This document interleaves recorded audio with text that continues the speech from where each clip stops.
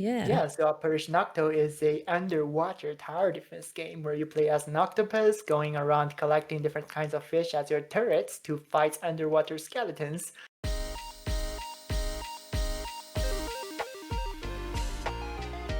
Yo, yo, yo.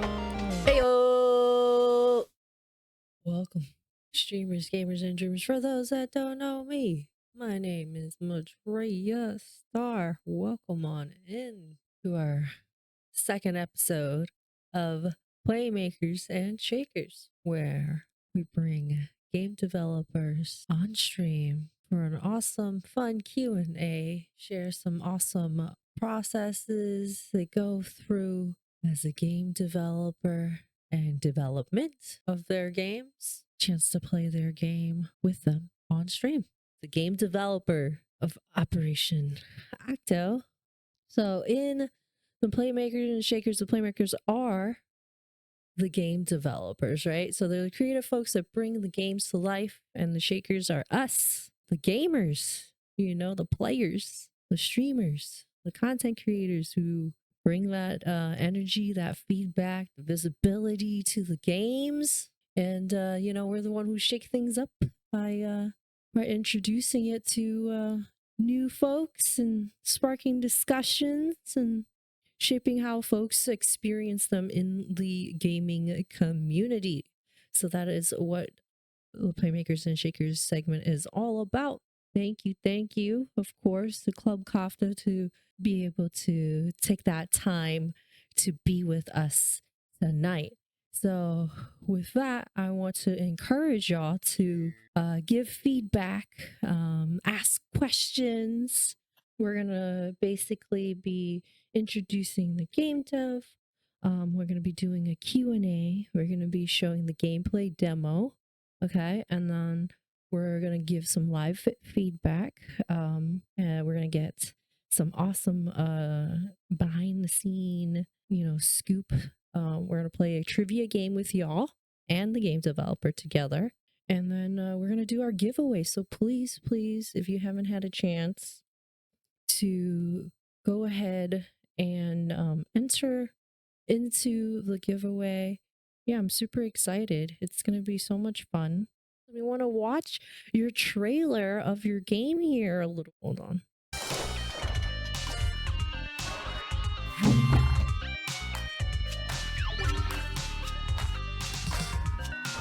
Go.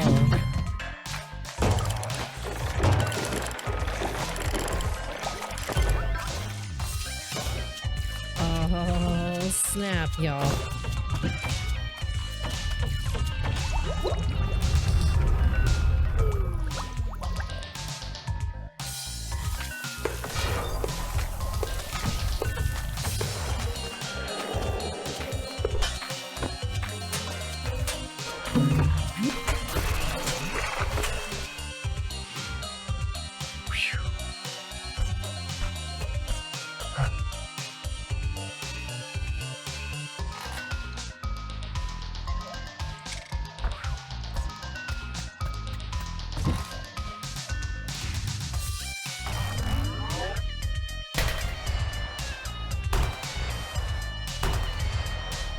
Wow.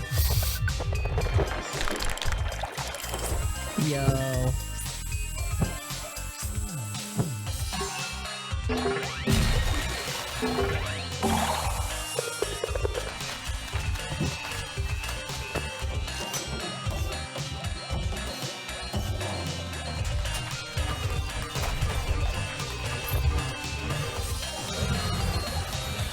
Yeah, me too. I like the music too.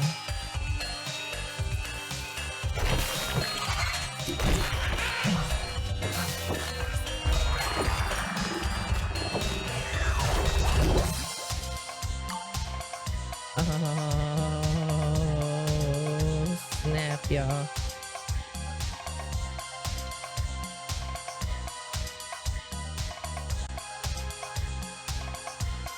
That was great. All right. Hell girl. Yes. That was awesome. So let's call and let's get it going and call Club Kofta, y'all. Super excited. Yo. Cheers. Cheers. Hello. Hello. How are ya? Good. How are you doing? Good, good. I'm super excited for Yep. this. Same here. Yes. Heck yes. How's it going? How's your evening? Going pretty good. Just finished cooking a few moments ago. Right now, I actually feel pretty tired, but yeah, I'm super happy to be on the stream. Oh, nice. Heck yes. What did you cook? What'd you Oh, make? I was actually running out of food, so I just, so earlier this week I kind of hurt myself chasing a bus, and I just fell in the snow, but scraped myself pretty badly, so I wasn't able to go to get groceries normally. So I sort of went to a very expensive grocery store. That's where I just bought some bare essentials, just bought some beef and some carrots, and I just basically chopped them up and mixed them together. It's a pretty simple meal, but it was fine. Oh, okay. Well, as long as you're is it satiated when you're like full, when you're Yes, I good? am Yeah. satiated. Good. That's good to hear. Awesome. Yeah, looks awesome. Perfect. Great. Well, welcome into Playmakers and Shakers Club Kofta. That's a cool octopus. What sort of a species is that? You know what? That's a good question. What do you think it is? Because I Might don't be know. a. I think it might be a mimic octopus given the color change and the stuff and the patterns, but yeah, just a guess. Nice. Okay, I could see that. I could see Mm-hmm. that how I could be a mimic octopus. I'm so excited to test your trivia later on. That's gonna be Yeah, fun. I actually did a little bit of review earlier today, just reading through all the turrets descriptions. Cause Review. yep, I was like studying for the test coming later. Oh my goodness. All right. Cool. Cheers. So let me uh ask you a couple questions and let's just get into it. Can you introduce yourself and who you are and a little bit about your game? Oh yeah, for sure. Sorry, taking a sip. No, no worries. Don't take your time. I have some coffee. I'm drinking. So yeah, I am the owner of Club Kofta Studio. I recently graduated college with my degree in game design, and I have been working on my own game, Operation Octo, for the past 5 years. I grew up in Prince Edward Island, Canada, and sort of went to college in Ontario for game design, and now I'm still living in Ontario, trying to run my own game studio. Oh, very cool. Very cool. And you're a solo dev if I'm correct, right? How's that journey Yes. been? Yeah, so I mean, as a startup, like I don't really have the funds to hire outside help. Like I could only commission some stuffs. So I'm mostly doing everything on my own. Now, fortunately, I do have the necessary talents required. Like at least like I can do something sufficiently well, like drawing and animating. So yeah, I have been doing everything, including designing the game, coding the game, playtesting on the levels, designing, drawing all the characters, animating all of them. It's overall a pretty exhausting juggling between different roles, and I would really hope someday I wouldn't have to work on the entire games alone. But so far, yeah, the game has taken a very long time, a lot longer than I expected. Like when I first started making this game, I thought, yeah, it's just a little personal project. I'm gonna finish it within the summer before school starts again. And 5 years later, I'm finally about to release the game. Oh, wow. That's Yeah, awesome. Wow, congrats. That's great to hear. Yeah, thank you very much. we got a chance to check out the game trailer and yeah, we really like the music. That was really cool. The Yeah, music and the yeah. the music gets stuck in my head all the time. I love the music so much. Like I feel like the artist I commissioned for making the soundtrack was so underrated. He deserves to be like getting tons, like hundreds of clients. He is so good. Clap for that.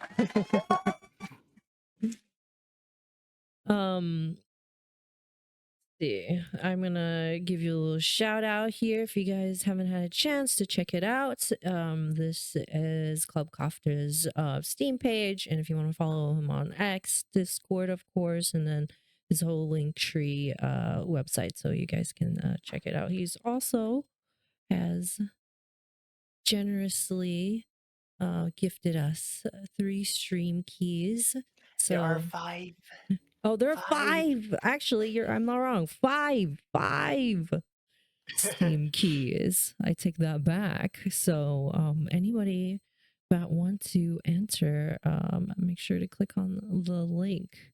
So I'm excited to learn more about Operation Octo. What got you kind of like, do you play like a lot of, I guess the question is, do you play a lot of defense games? Like Well, tower yeah. defense games, or like what brought you to like specifically the theme of octopus or defense specifically in making games? Gotcha. So yeah, I have obviously been a huge fan of Plants vs. Zombies since I was a kid. The game has had a massive influence on me and also how I approach design in general. But with how I ended up making Operation Octo was that I wanted to make a bullet hell game that's like friendly to casual players. Like I'm someone who wants to play action games and bullet hells, but suck too much at them to be playing them. So whenever I try to play a bullet hell game or any dungeon crawlers, like you have to dodge all those enemy attacks and fight back at the same time, I feel like it's just way too much for me to manage, and those games tend to be so hard, and I try so hard to be good at them or enjoy them, but generally I suck at action games or anything requiring real-time responses. So I was hoping, so like when I was playing a game called Bastion, they kind of made a guest star appearance with the portal turrets, so you can actually jump those turrets around in some levels and have those turrets fight for you, and that felt really fun for me. I thought like if in those games all I had to do was to focus on surviving, and I just dropped some turrets, made some more strategic decisions, and have those turrets handle all of the fighting for me, I would enjoy those games a lot more. So I sort of ended up making a game that is a tower defense morphed with bullet hell, where your main way of fighting back at enemies is just placing turrets, and you're just focusing on surviving and all of that. Oh, okay. Yeah, I got to see. That's awesome. I like that. I got to see a little bit of it, of course. I haven't played tower defense type games in a while. I'm very excited for this. Do you suggest controller or keyboard or mouse? Keyboard. For now, I'm gonna make controller support, but it's still gonna be way easier to play with your mouse.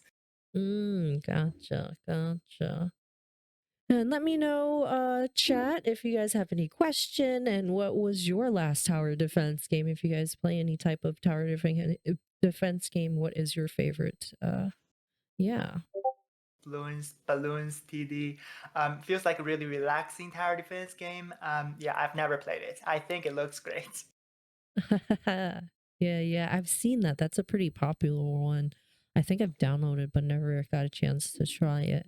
Yeah, I think we should pop it open and see what we can do. Awesome. Yeah, I'm so this might be excited. your first tower defense game that you remember then. Yeah, I'm like, what is the last defense tower game I've played? Have you played Plants vs. Zombies? I thought I did. Yeah, probably. Everybody did. Yeah, plus.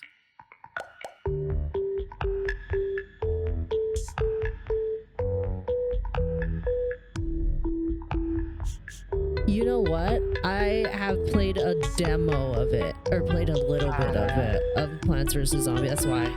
I don't think I've actually fully played Plants vs. Zombie.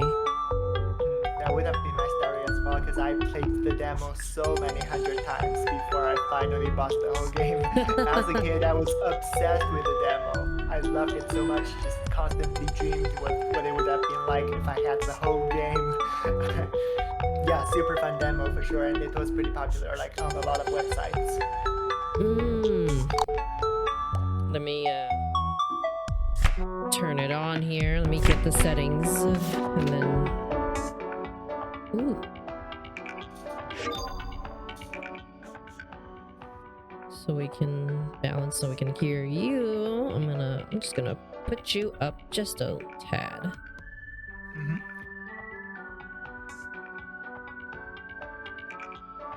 Yeah, I remember somewhat of the demo. Yeah, it's a brilliant game. You should totally play the whole thing. Yeah, I might have to. I just might have to. You really like the music? The music is really cool. I really like the music too. Yeah. Everybody likes the music. There were two different composers for the music. The original composer was a friend of mine, Tiago from college, and we worked on a lot of projects together. And I knew that he was a really good composer, but he is a man of many talents. He could do everything extremely well. So he was happy to compose for me initially, and later on he joined a contest hosted by Ubisoft. He entered 2 categories, level design and game design, and he made finalist in both categories, and he won first place, and he got hired, and now he works for Ubisoft, works on Far Cry 6 now. So he's too busy to work, he's too busy to compose for me anymore, so he just told me to hire a new composer. And I just found a new composer on Reddit who really stood out to me, and that was Daniel, our current composer, who composed the second half of the game. So yeah, both composers were super talented. Oh wow. I mean, I can definitely tell. Ooh, that is cool, the transition on your stream. Thank you. So this is a little area here just so we can see the screen a little bit better here, that we have it open. I just wanted to show y'all how this looks, and then we'll get into the full screen aspect of it. And yeah, it's fun, right? A little dynamic. It kind of like a little talk show. And, Yeah. a little scuba diver just for you right there. Nice. Holding a screen of sorts. Perfect. All right, so let's get into the full screen here, y'all.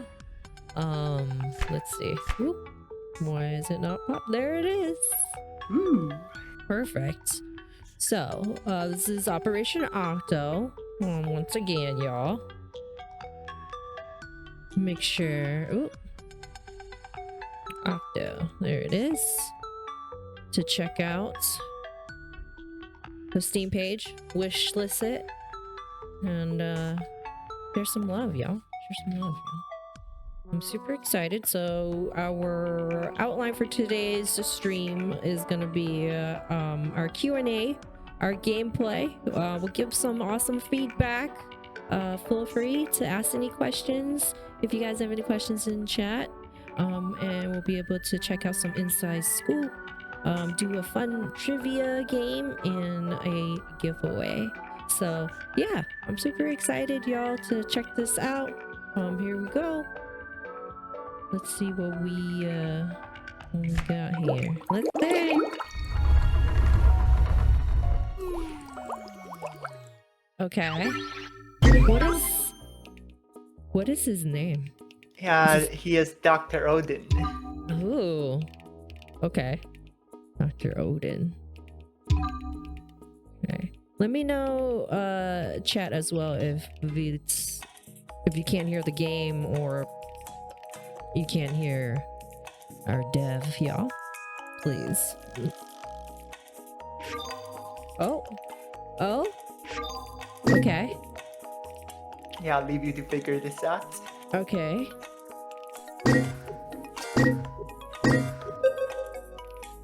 Danger. Audio's good. Perfect.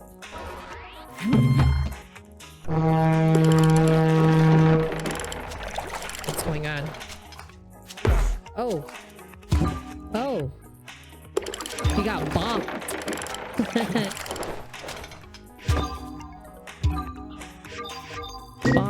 Okay. Oh my god. I love the art style on this. It's so cool. I can't tell you Yeah. enough. I know a lot of people probably tell you too. It's so cool. It's so cool. Yeah, the Octopus was actually one of the first things I made for this game before the game was even prototyped. So yeah, there was already a fun octopus to can show before everything else. Let me see. Oh, You're doing good. okay. Okay. All right. This is StarCraft a tower defense game? They have tower defense maps, I'm sure. I should play the online. StarCraft? Yeah. Ooh, that's good. Yeah, I'm super into RTS games, real-time strategies. Like I'm extremely good at those. So like since you play RTS, you should be fine with this game. Oh, 'Cause okay. this game is very chaotic. A lot of things happen like in real time, and casual players struggle with those. Like for me, I'm used to controlling hundreds of units on screen with real-time strategy. So like for me, this is not overwhelming at all. I'm hoping that will be the case for you as well. Oh, this is gonna be fun then. I'm excited. Awesome. Very cool. Cool. What's everybody's favorite tower defense game or any RTS games or anything like that? Hi, my baby, how are you? Cheers, cheers. Cheers. All right, let's continue. Let's see. I'm excited. Okay, level 2. Here we go.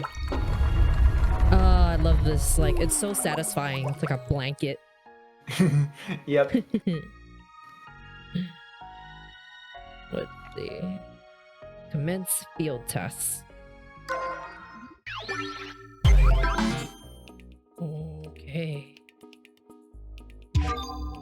Give me all your pearls. So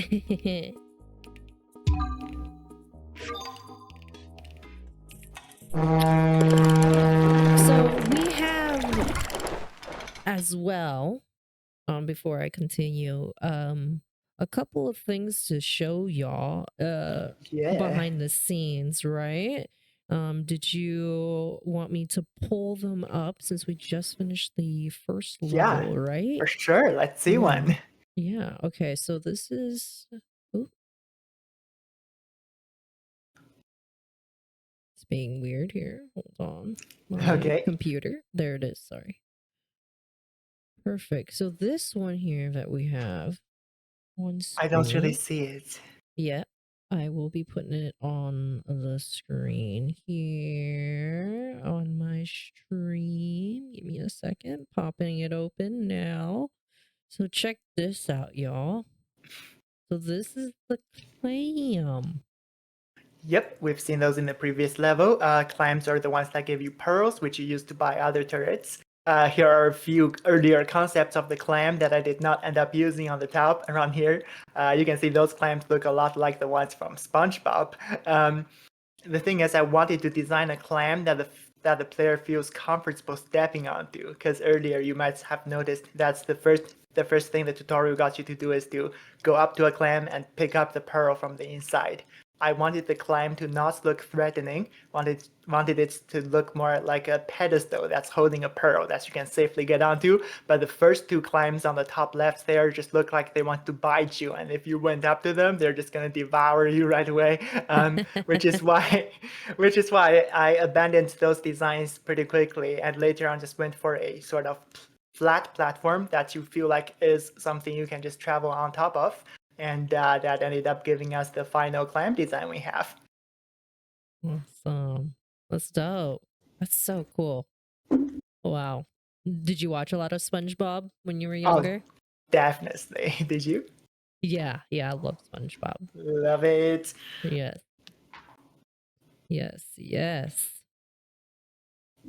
Sandy was awesome. Nah, All right. Squidward is the best. You like Squidward? Nice. Yes, I mean, no kid loves him, but like as adults, like you have to like Squidward. He's the one who's like representative of adults. Oh my goodness. True, true. He was the straight character, right, in a sense. Yeah. Yeah, he's the smart one because he's an octopus, so he is smart. So he sees through all of the foolish childishness around him, and he hates it. And he's always grumpy, working his minimum wage job, trying to aspire to be an artist, like a lot of people, like myself. I love that. I love that.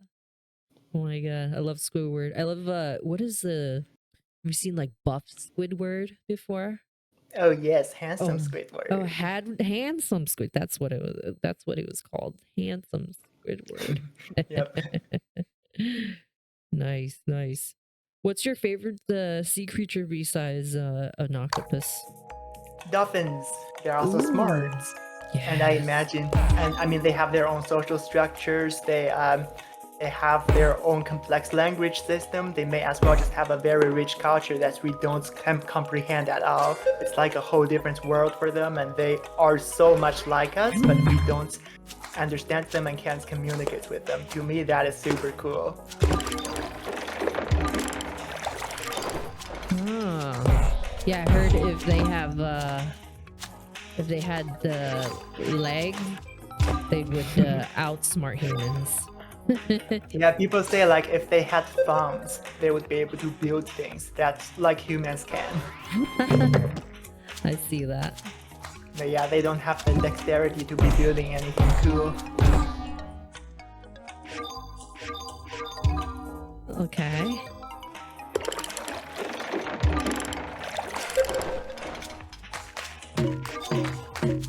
So did you figure out about the enemies with red bandanas? So they're hitting the clams. So they're trying to, and he's also zapping using the clam. You also receive portion of the damage. Okay. Yeah, Okay. this is the part where it's more like a traditional tower defense because there are things that you need to defend. Initially, there wasn't such a mechanic, but like I noticed players just weren't even caring about protecting clams. Like it's not worth spending the money protecting them. They're not giving you enough back, and nobody cares about clams, and that the whole game was just you running around and trying not to die, and that felt a bit boring. So I ended up adding this, which my mentor sort of suggested as well. So yeah, have to defend some things. Ah, I see. I see. So that it will really it makes you think like, oh, you have to. There's no way around that, which makes Well, sense. you Yeah. don't have to. It's just that there are consequences if you don't. True. Okay. Gotcha. If clam takes damage, you'll also receive a portion of that damage. But yeah, the guys with bandanas are the ones that only chase after you. See how they don't attack your turret at all. Okay. Danger. Danger.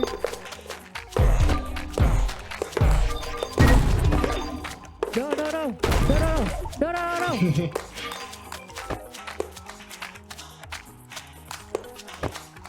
Come here.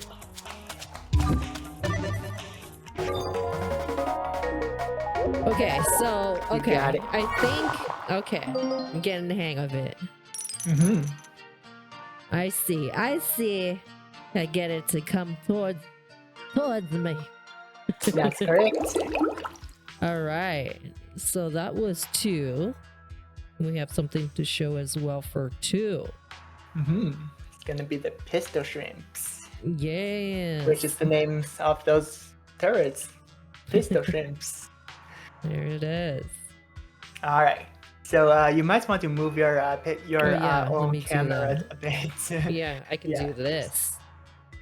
Oh, cool. All right. So yeah, now what is revealed is the first design of pistol shrimp. This was the first turret I was trying to make. It's the most basic pea shooter-esque turret of this game. So I made the first design on the top left there. I wanted him to have the feeling of being like a little cowboy who's shooting things.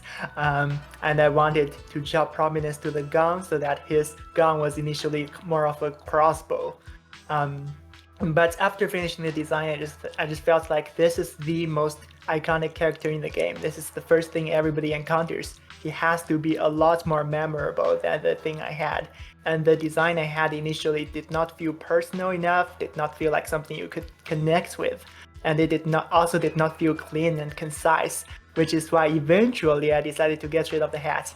So in the final design, there's a way simpler gun, and he has the overall ball-shaped form. Like his body is forming a ball, which feels a lot more pleasant to look at. There's a lot of smooth lines, and a lot of details got deleted.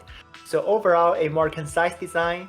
And on the bottom right is a fan art someone made, where Pistol Shrimp gets a cowboy hat, and I feel like that's kind of what I originally would have wanted the turrets to look like. It's like the vibes I was hoping for, but I Right. never, yeah, I did not end up managing to pull it off, but someone else did. There it is.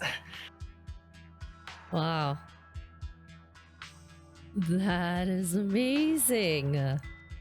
Oh my god, I love it. Awesome. Wow. Wow. Thank you. Thank you for sharing that. I really You're like the very welcome. sketches. Like seeing this is like really special. Thank you so much for sharing. Awesome. Thank you. Yeah, I'm a very lazy guy who never learns art properly, so I like doing sketches is not my thing. Normally, when I draw something, I want it to be the final version, but doing this game was kind of the first times where my initial sketches often didn't feel satisfying enough to myself, so I just ended up redesigning until I was happy with the design. Gotcha. I love that. I love it. How long have you been, I guess, sketching or drawing? Have you always loved to draw as a kid? Yes, as a kid, I was always drawing. It was the only hobby I had, constantly drawing, like stacks of drawings. But yeah, I've never taken any arts or drawing lessons professionally. Like I don't know anything about perspectives or compositions or even just sketching in general. Like I draw in a very amateurish way, but I'm kind of proud of that because that means it's the most natural way I draw. It's not influenced by any existing rules or principles, even though those are very helpful for sure. I'm glad that I draw in my own way. I love that.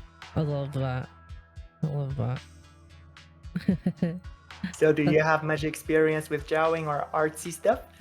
Yeah, I love sketching. I never taken really an art class or anything like that before myself, but I love doing charcoal work. I think when I first initially found out that I like drawing is I think as a kid I was like 10 and I started drawing my coloring book. So then I was like, oh, I want to do this, and the next thing you know I finished drawing the whole entire coloring book. And I'm like, Awesome. I love, yeah, and then I realized I actually really enjoyed drawing. So yeah, I do it for fun. Haven't done it in a while, but yeah, sometimes on stream we've done painting stream. I do a lot of IRL streams, so I go to a lot of art show on streams Ooh. too. So yeah, I love it. Hi, That is Brew. awesome. Cheers. Thank you. Yeah, let me give you guys a little intro again for those that are coming in. Hi, Relay. Cheers. This is Klub Kofta.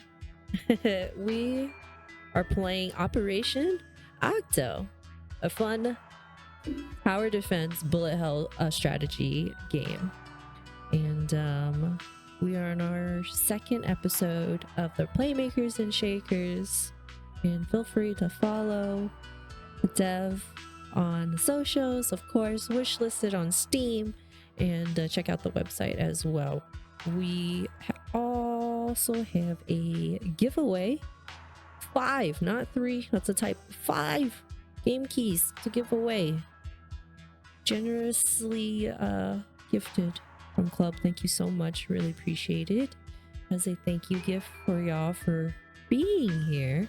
So click on the link, enter in, and we'll pull some winners towards the end. Yeah, we're playing the demo right now. The demo is out if you guys want to play it. It's on the Steam link that I provided. Make sure to wish list, very important, and I believe the release date is July, if I'm not correct, about. That is correct. Awesome, awesome. And it's been 5 years in the making. I'm so excited for you. Yeah, 5 years. Yes, Super yes. exhausting.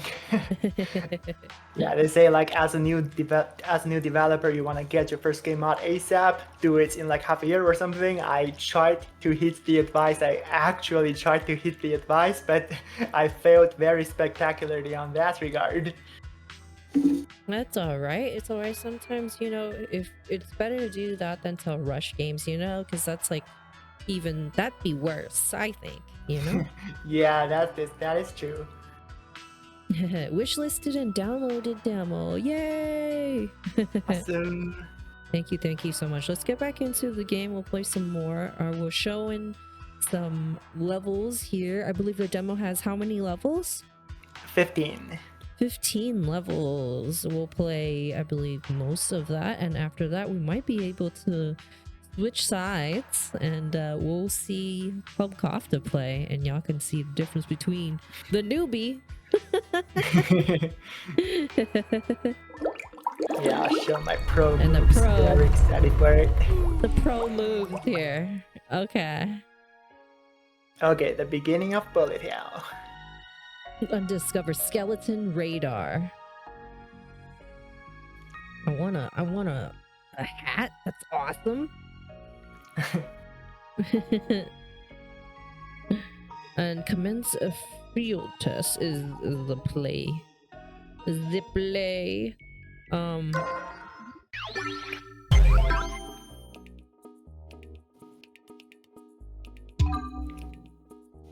Okay. What would you say the most part of the game are you most proud of? Well, it's the fact that you, as the game goes on, you unlock a lot of new turrets and meet a lot of different kinds of enemies. So there's quite a lot of things for you to discover and figure out. Lots of new things you can strategize around. Now, so far we have not unlocked any new turrets yet. We're about to, so you're gonna experience that. And later on, the enemies are all very, very memorable. They toy with your feelings a lot.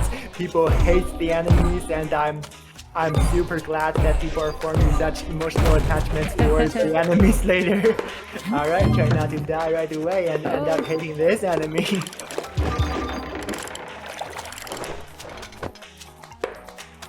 Okay. Alright, probably try reinforcing both sides of your base. I mean, I'm kind of distracting you with other talking, so I gotta help out the base. It's okay. This works. Come on. Over there. Yes.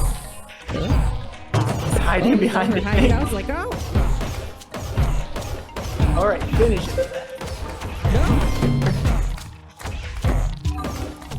Get up. Doing good. Get up. Maybe jump one more. Get up. No. Oh, he died. Oh. Alright, get more pearls, jump more turrets, you got it. Get him. Come on. Get him.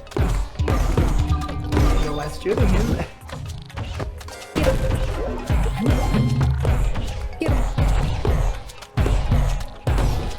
It's alright, he's got it. Just run away to your safety, cause yeah.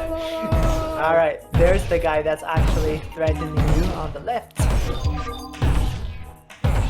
Come here. Shoot him. You have something? Shoot him.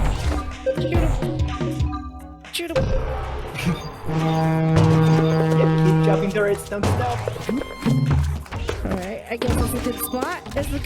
Yeah, that's good. Don't die, just focus on living. We're living. Alright, jump some more. You got it. Alright. New turrets. Ooh, oh, look at this cute little character. Bumperfish protects your turrets by deflecting back enemies' projectiles. The grid animation reminds me of the game Qbert. Do you know that Ooh. game?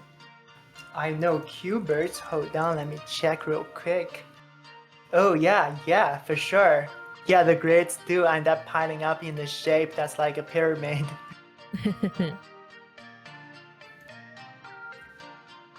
This says Brudokin says in chat, added it to wish list. Best of luck to you. Thank you, Budokan. And we have another behind the scenes scoop. Ooh. Do we? I think so. Go for it. Yeah, perfect. I don't remember which one it is. Ah, Alright. gotcha. Here we go. Check this one out, y'all. It's an angler. Okay, this is not the turrets we're gonna meet in this stream. It's later on. There's a world that's in the deep seas. It's all dark, and you actually have to light your environment up. So you meet the anglerfish, aka lanternfish. So there she is. So there are a couple designs on the left here. Like initially I was trying to make this way more generic of an angler, but then later on, like as I was designing more turrets, I was thinking I want my turrets to all have something that's memorable to them. I want my turrets to show some degree of personality, something that's unique, so that's they're just not just wearing bland expressions and just being some very nameless some nameless objects. So instead of the initial designs on the left, I went for this very hopeful expression on her face, this kind of almost obsessive staring at her lights, because in real life, anglerfish use their lights to attract food as well as mates. So like in this case, this particular anglerfish lady's story is that she is very lonely. She's very hopeful with her lights, and she loves her lights on top of her head. So yeah, I thought this kind of the expression and personality I gave her feels like it was improving the design a lot. And also there was something else I was gonna say. Hold on. Yeah, so in real life, there's the biological facts very few people know about, which is that the big anglerfish with lights on their heads are the female ones. Like all the big ones are females. Male anglers are very tiny, and they swim up to a female and just bite onto the female, and the two would sort of morph into one single living organism. It's a super cool fact. Nobody knows about it somehow, but yeah. Wow, did not know that. That's so cute. Oh my god, Yep. That's so cute. Just staring into his like I love that. Yeah, none of the personalities have anything to do with the gameplay, but I just thought having those would improve the character's lovability a lot more. Yes, it does. I mean, yeah, every character has a little bit of a backstory, I believe. Yeah, that's right. So chat has a couple questions for you. I'll read them out for you. It says, have you always had an interest in pirate theme things? Yes, I do have an obsession with pirates. I like space pirates more, because as a kid, I really loved watching Disney's Treasure Planet, where the bad guy is, of course, a pirate. I love pirates. I love imagining like space pirates with their cyborg parts and all that. This game ended up getting a pirates theme as well, but mainly just because they are underwater skeletons. I wanted you to be fighting the undead, but how would humans end up in the ocean anyways? They have to die over water somehow. So most of them are sailors and pirates. Love that. I love that. Let me get on over to our main screen here. Let's have a couple questions here from chat. A few more here. Rudokin says, I have 3 technical questions about the game because I'm a nerd. That's all right. We're all a little nerdy here. What software tools do you use or did you use to make the game? That's the first one. Yeah, so the game is made in Unity. Unfortunately, Unity has since lost a lot of consumers' trust, but like I started making this game 5 years ago, so like I do plan on switching game engine after this, but it was made in Unity. So I'll move on to the second question here. Do you have a roadmap of features you plan to still put in? Yes, I'm still adding a lot more content. So this game is mostly just gonna be new enemies and new turrets, lots of new mechanics for you to engage with. I still have quite a few planned before the final release in July. Other than that, I want to make a level maker for players to make their own levels. I wanted to make a Wow. rogue mode. Yeah, I also want to make a rogue mode for the game. And I feel like that's gonna be super fun because in that game mode, you're sort of just collecting random turrets and trying to make compositions that would work for you.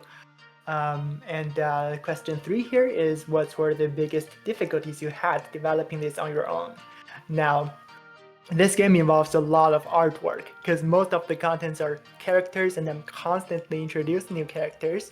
So like by the time this game actually releases, let me look for the numbers here. There should be approximately, hold up, calculating. Right, there would be 23 enemy types and 25 turrets, but that's not all. There are 3 upgraded forms for each of those 25 turrets as well.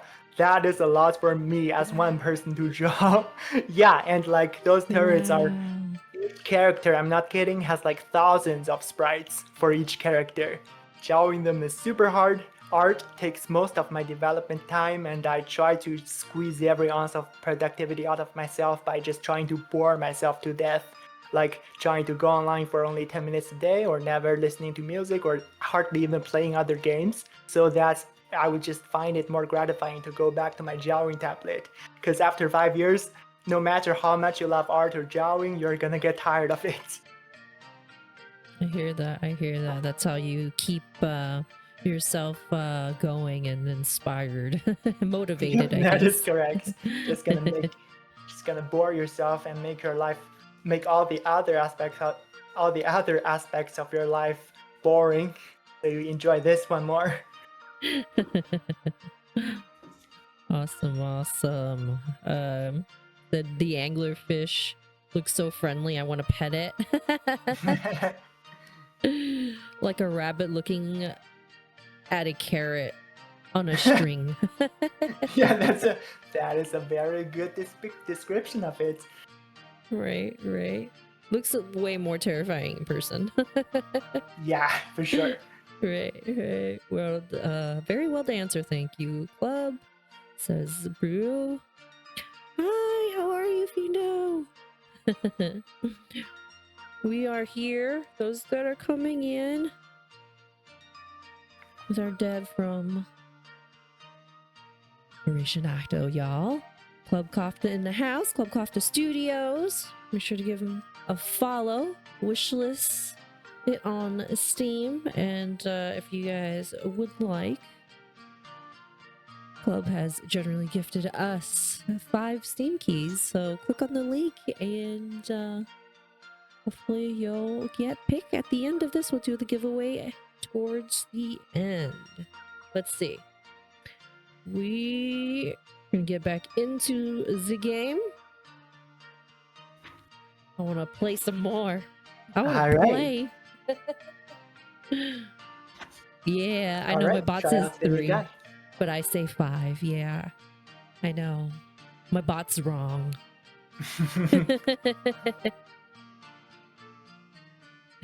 I will pull 5. If we got 5 people, then those are the 5 winners. But yeah, feel free. Click on it, and I will be able to, once we find our winners, send you the information on how to redeem the key. Since the game is not quite out yet, yeah, so we'll be able to give you the info on that. So yeah, you'd still be able to play a lot of contents of it, even though you wouldn't have access to the entire game. All right. Awesome. All right. So this is new blueprint. Acquire bumper fish. I love that. The bubbles. Uh-oh. It's the ad. Ooh, liking the demo so far? Wish list now. All right, let's see. 4. Okay, I didn't die yet, you guys. Right. You're doing good. I mean, I saw who else but me play. She did it a lot more easier than showed us easier than it looked. You got it. We got this. We got this. It's fine. Oh. Okay, one of these. I have to open up. Open your mouth. Give me your pearls. I just want to deal with the bottom right now. Oh, so it's too far away. Yeah, you're too far away. Too close. Oh. Okay. Nice. Bounce it back. That makes sense. That's cool. The bounce back. Get the turret. Over here. Right here. Shoot. Nope. Nope. I want this. Let's do the bounce back. Let's do the bounce back. I think that's helpful. Yep. The bounce. The bumper fish for the win.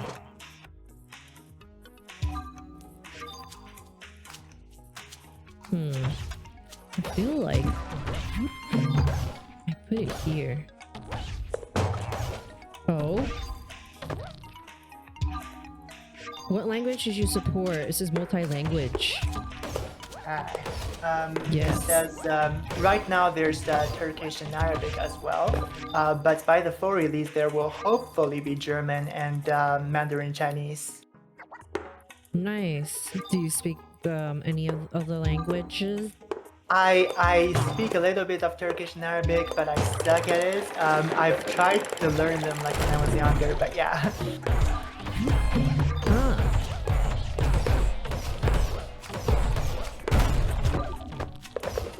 All right, cool. I'll go grab a drink real quick. I hope you will survive in my absence. Oh no, what am I gonna do?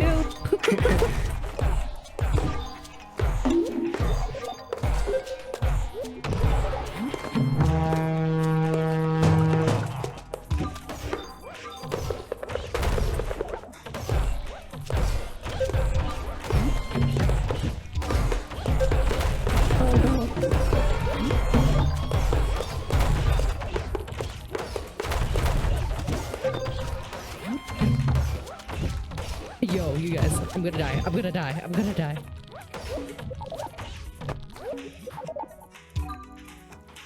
Oh, no way. Nice, you're luring them. Oh my god, oh my god, oh my god. You got it. I made it. Yeah, it was not close. You did great. The chillest high stress game ever. Love it, love it. Wow, Yeah. wait, what did I get? Ooh, the money. You're gonna spend them later. Oh. Right now the money is just for saving up. Okay, okay. Teaching okay. players to save money. Save money. Money saving. Yeah, Alright. speaking of localizations, I forgot to mention that the person who's translating the game into Chinese is actually the person who did the official localization for Kingdom Rush 5. It was a totally random string of events that led the guy into the projects, but like a friend of his stole a YouTube video of mine, and I contacted him, and the whole thing ended up leading to me getting the super big deal localization guy translating my game. Yeah, super weird. Wow. That's cool. Yep. That's awesome. We do have another behind the scenes sketch drawing as well, if you want to talk a little bit about the bumper fish. Yes, this one did not go through many design iterations. There are just two versions. The one on the left looks like crap. I did not really have an idea of what I was going for when I designed the very original sketch. So the thing is, those are turrets. So that's even though they're based on sea creatures, they're actually mechanical, like they are robots that were built by a dolphin. So I wanted turrets to all have mechanical parts.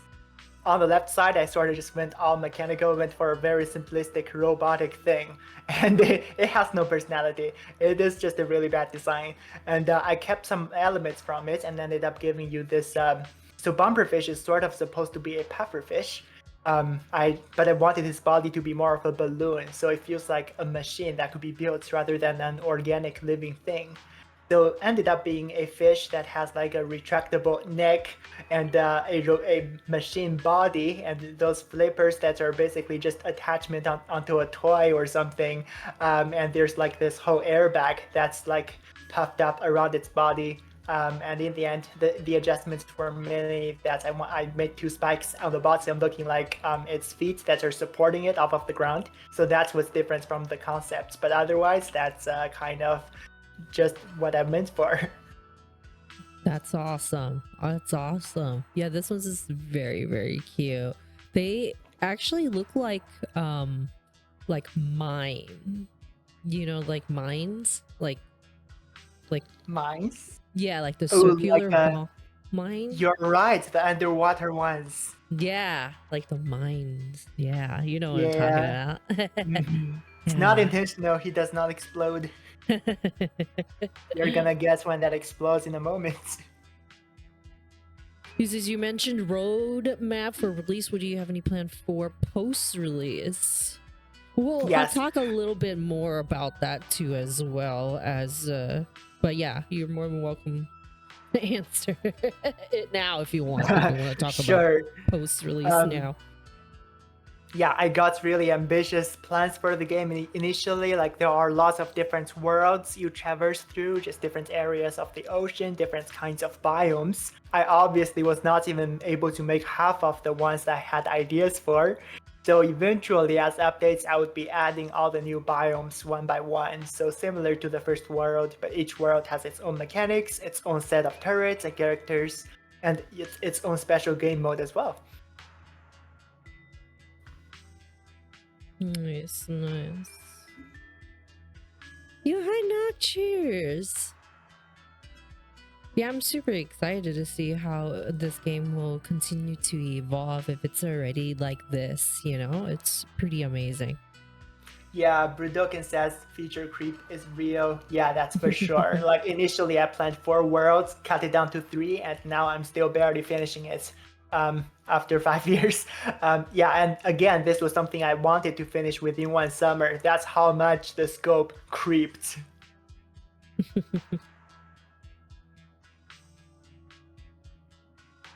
Very nice.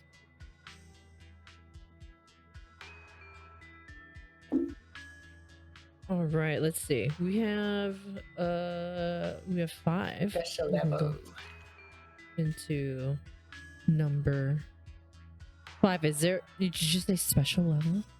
Yes. In the spirit of Plants vs. Zombies, every 5 levels, there's a special one to switch things up. Oh, okay. Brew asked, did you know programming before you started the game, or was making the game the callous of like learning programming? Yeah, part of the reason I did not want myself being a game developer was that I never really properly learned programming. Like my whole life, my parents had been trying to get me to learn programming. I never budged at all, never learned anything about writing codes. But I did a little bit of programming on Scratch, which is a kid's coding site. You don't really code there, you're just dragging and dropping blocks together, but overall you're learning the programmer's way of thinking, the kinds of logic that you're following. So I never coded with actual codes until I got to college, and right there, our first professor was brilliant. He got me so inspired about programming, and got me making a lot of things from the fundamentals all the way up, and ended up making super awesome games that I was able to make. And at the time when we first learned to use Unity, I made a project submission that was like among the best in the year, and the professor was super impressed by it, was asking, how long have you used Unity for? The honest answer at the time would have been 2 weeks. Wow. Yeah, so I learned programming really fast. Wow. Wow. I mean, yeah, I mean, your fantastic artistic skills, and a lot of people can program and do art, and you're very skilled, you know, be proud of that. You should be. Yeah, definitely. Awesome. Yeah. Yeah, Yeah. that's why it's hard to be a solo dev. Very few people possess all the necessary skills. Usually you would have to work in a team. And I do want to work in a team, I'm just poor. I hear that. I hear that. Somebody's, you gotta start somewhere, right? So, Yeah. yeah, definitely. All right, the special level now. Special level. Greetings, Dr. Odin. Looks like the field tests are going well.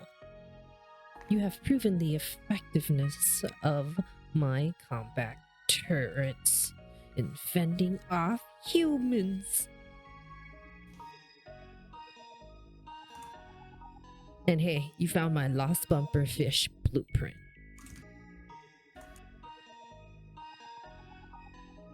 I've built a couple bumper fish around this area.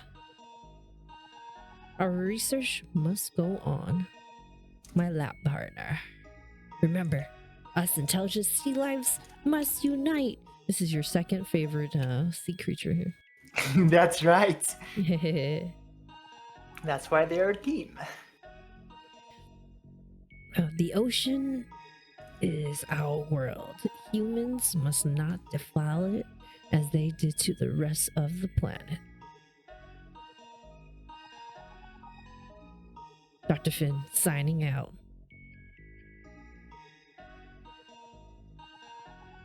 Okay, so these are the... Okay. Okay.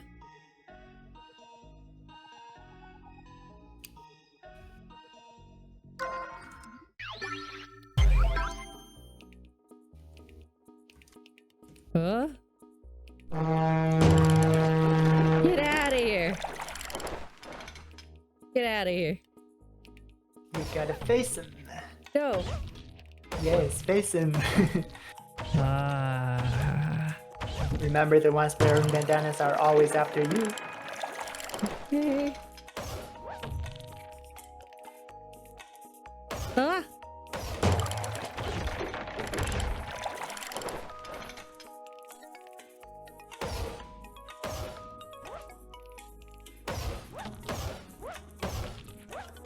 Oh, Nice, you just gotta find the sweet spot. right. That was sweet.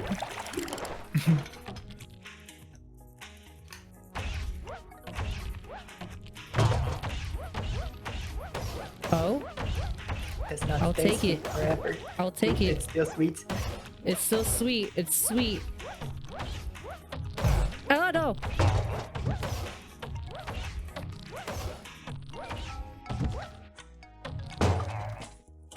Oh, okay. Okay.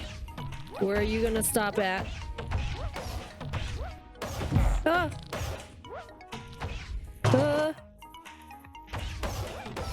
Ah. Okay. Okay.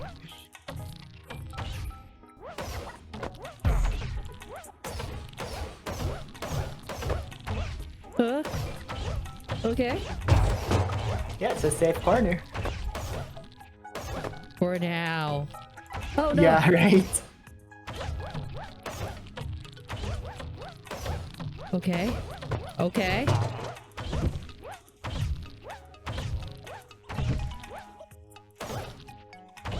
Okay. Okay. I like this. Good. Final wave coming up.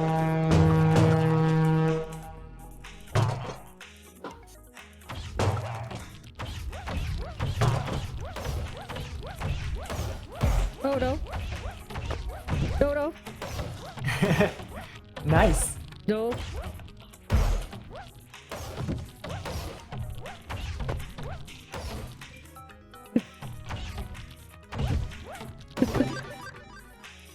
You got it. Yeah. Yes. Yeah.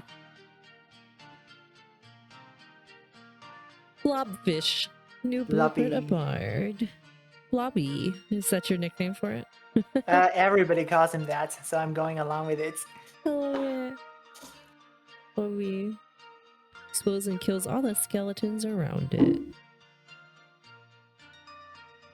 I love the plant versus zombie inspired statement. I'm a huge fan of the game. Yes, Brew's one of them that likes plants versus zombie. I remember Brew talking a little bit about it too. Budokan's asking about bugs. I'm a very perfectionistic person, so I don't leave many bugs unaddressed. I usually solve bugs as quickly as I can.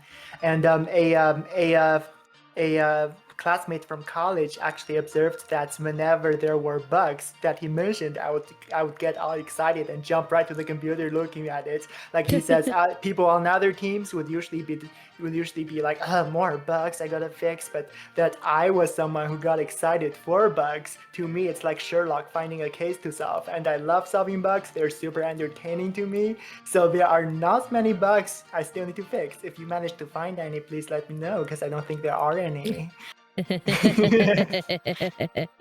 Love that. I love that. I love that. And Yeah. any difficulty designing some of the designs? Besides, I know it is hard to like juggle the two technical. Was there anything that you had to like scrap during your Well, figuring things out? yeah, it's mostly contents that I had to scrap. Overall, I went pretty safe with the overall design of the game. There's never been any major issues that would force me to make major adjustments or anything else. But yeah, there were some stuffs where players just can't figure certain things out. Like for instance, with the blobfish, it is a turret that is a one-time use turret. Once you use it, it's gone. With all your other turrets, they stick around. Even if they die, they're gonna wake up after a while. So they're all good long-term investments. Blobfish is just for saving you from like really bad situations. A lot of people just are obsessed with using blobfish, just end up using a lot of blobfish. But again, those are very short-term considerations. Using blobfish a lot and you're gonna run out of money for bigger waves. That's something that I had to figure out how to teach players. Like there are enemies that are pesky to deal with, so players would just specifically bring blobfish to a level and just blob every single one of those enemies. And obviously you can't afford to spend that much money on blobfish. So I actually did a lot of, I was trying to initially try to design around blobfish, trying to design levels so that players would intuitively use other ways to counter those enemies instead of using blobfish, but I eventually gave in and just whenever you drop blobfish onto the specific enemy, you get a pop-up saying you should not be doing this. A pop-up that gradually guides you to gradually discover the correct way of dealing with the enemy. There are 3 of them in total. There are playtesters who are going, there are 3 of them? You really made 3 different messages just to deal with blobfish? But yeah, the fact that you actually managed to trigger all 3 means that you needed the 3 messages. But yeah, that ended up being, I personally don't like pop-ups that would interrupt the gameplay and would basically mess up the gameplay flow and force you to read something in the middle of things. But that turned out to be the best solution to my blobfish problem. So we'll see whether Star runs into some of those. Awesome. Yeah, that's been great. Grenade! Blob! Yeah.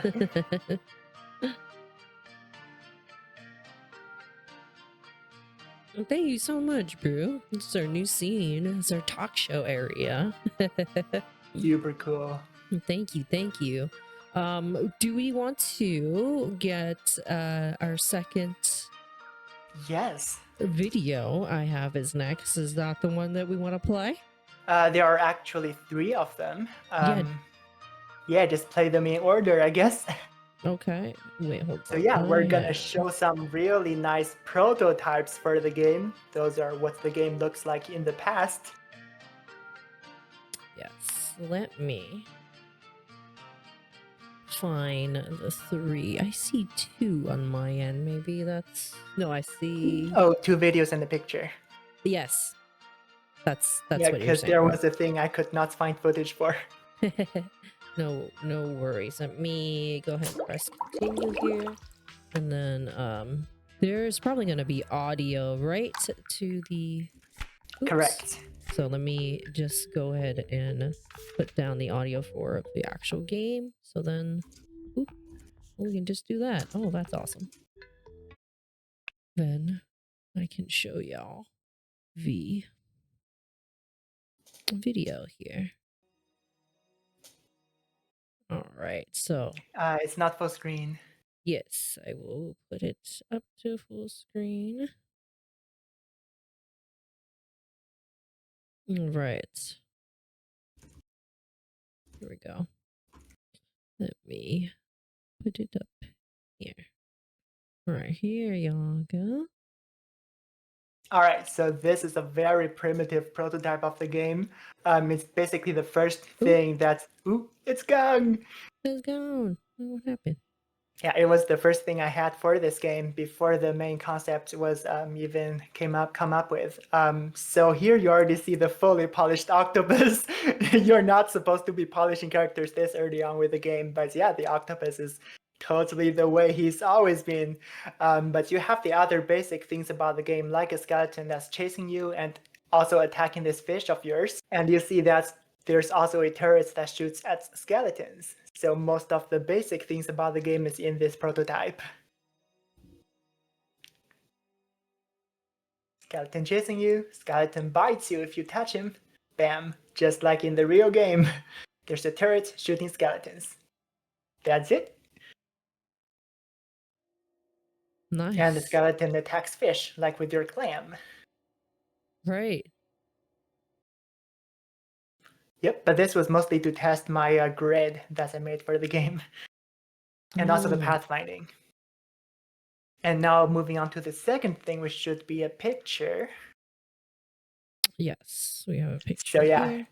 our programming professor was super cool. Like at the time he was getting us to work with the Unity plugin that I had no interest in learning whatsoever, but he was okay with me just doing my own thing for the year. Like I could just submit my own versions, updates of my game as assignments, and he was okay with that.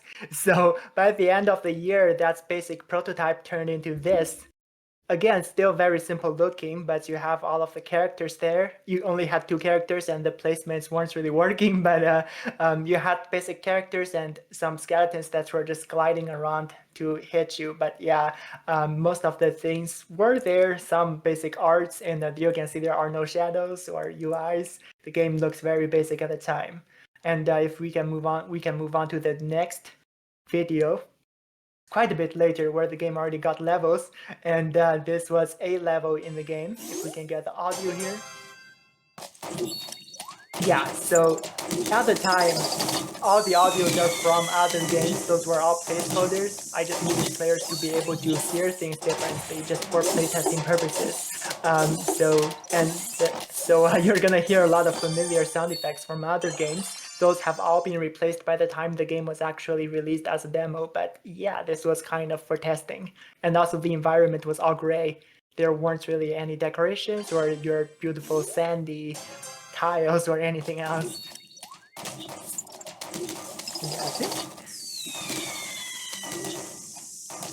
Blobfish used to be, bumperfish used to be blue, as you can see here.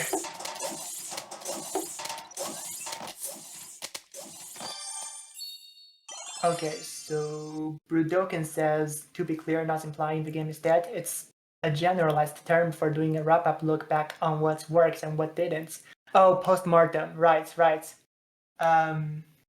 If you make a dev journey video and publish it on YouTube, I would watch the heck out of that. Yeah, I would definitely be making a post-mortem, a very detailed one. So when I do end up making that, just make sure you're following my YouTube channel to see it.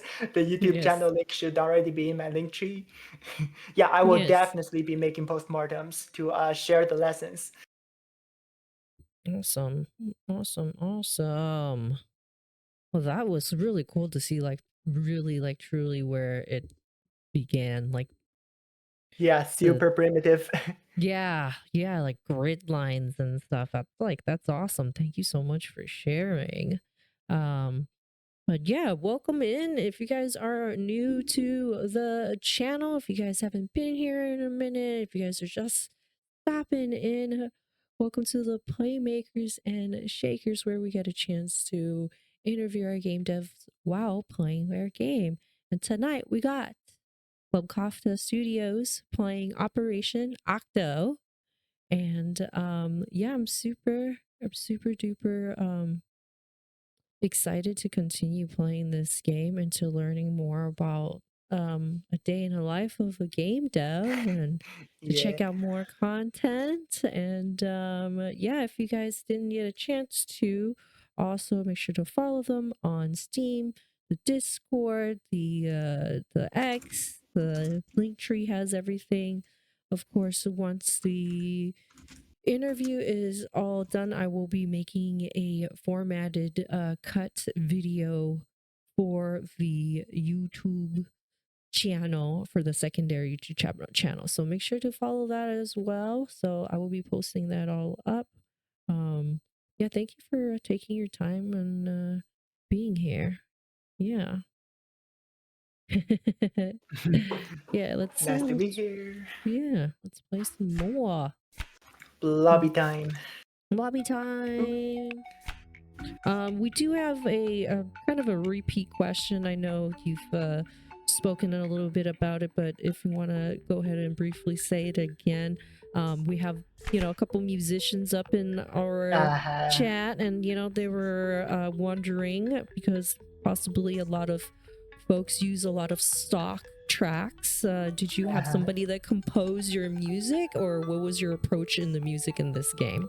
Yeah, so all the music in this game were commissioned. I originally had a friend of mine from college who was composing for me, whose name was Tiago. He was a extremely talented guy in a lot of fields, and eventually his talents got recognized, and now he works for Ubisoft, where he's working on Far Cry 6 right now. So he is too busy to be making more music for me, so I had to hire a new composer, whom I found on Reddit. Like, the guy just stood out a lot.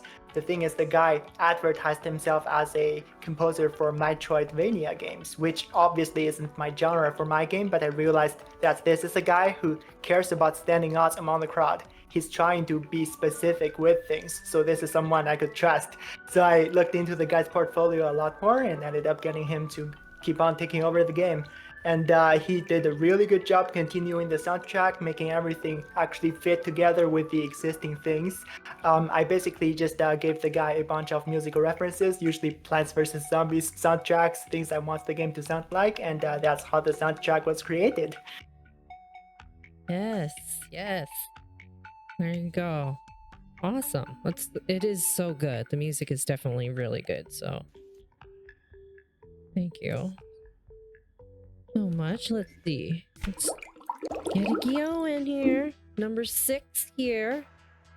Bloppy time. Yes, Bloppy time. What is one of the most bizarre fun thing you learn while developing this game, do you think? The 5 years you've been doing it? So like, this is my first personal solo project that I'm releasing, so I've learned a lot of things. I think basically a lot of my game dev experience came from this project. So basically most things I learned from experience were from this.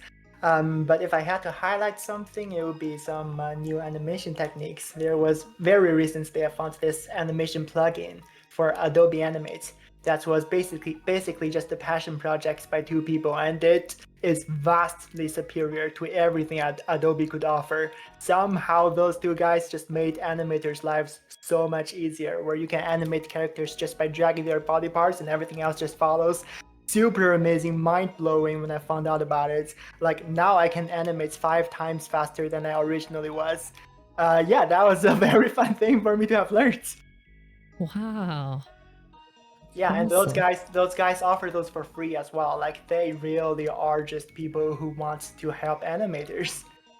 Wow. Love that. Ooh, okay, Brudoken says my font selection is all over the place. Well, yeah, there is quite a bit of different fonts. Overall, I try to go for wonkier looking fonts, things that would not look too serious. But when you are reading something more technical, the fonts would tend to be more standard and easy to read. Like whenever you hover over characters, like there will be texts describing what the character does. I wanted that to feel like more like reading a book. So yeah, there are less than 10 fonts used in Variation. the game. Yeah, I try to keep it consistent, but the styles of the fonts are definitely different. Yeah, I see that for sure. Yeah, Yeah. but yeah, I do have a sheet planning out all the fonts and stuff, so like it's not as disorganized as it seems.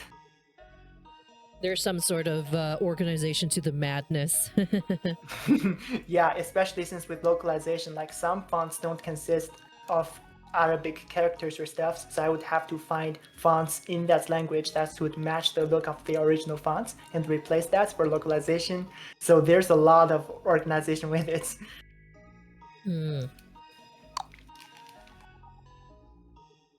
Okay, gets you to check out the map here to plan out what you want to do. I like that.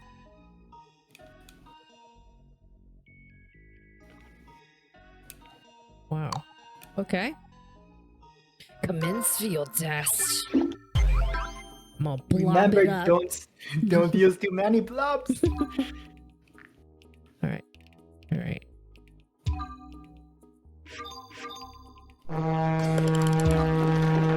Okay.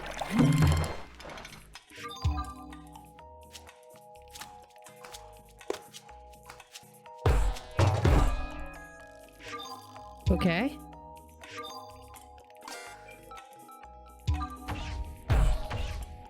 Might want to place it like where he's sleeping. Oh no!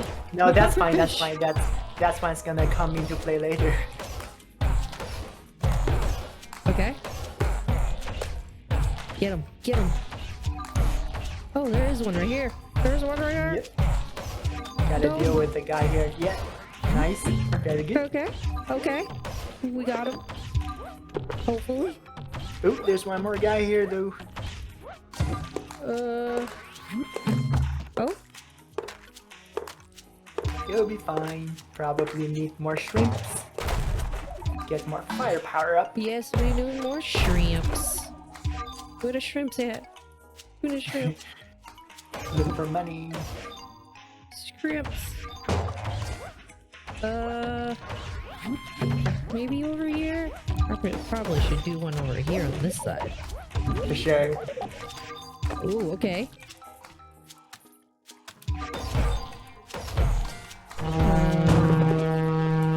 Maybe here. Probably, yeah, that's fine. Usually it's better to place them behind bumperfish, because bumperfish are the tanks. You were right. Yeah. Right. That makes sense. Gotta get closer. Yeah, you can only drop turrets around you because you're a physical octopus swimming around. So yeah, watch for the flashing tiles that are around you. That's where you can drop turrets. Right. Like that.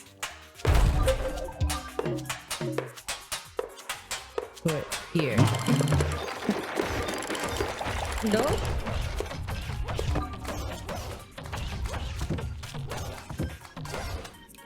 Maybe here.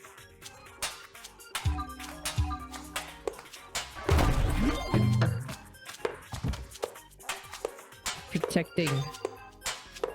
No. Reinforce with more firepower. There you go. Fire. Shrimps. Shrimp.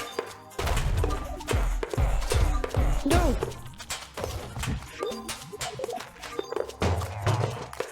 Nothing's attacking the guy on the left right now, actually. Oh. Yeah, you definitely need more on your left.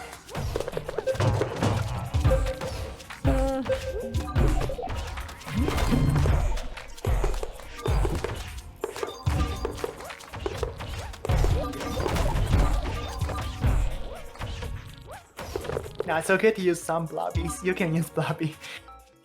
Don't listen to what I said earlier. Trying to figure out where to blobby. Oh. Wait a bit. Okay. They're coming. All right, here we go. Hey, come There you here. go. There's a Come here. guy with a shield there. Come here. Come here. Oh no. Yes. More Over blobbies. here. Bobbies. Oh my goodness gracious. Nice. It You have worked. one. Yay!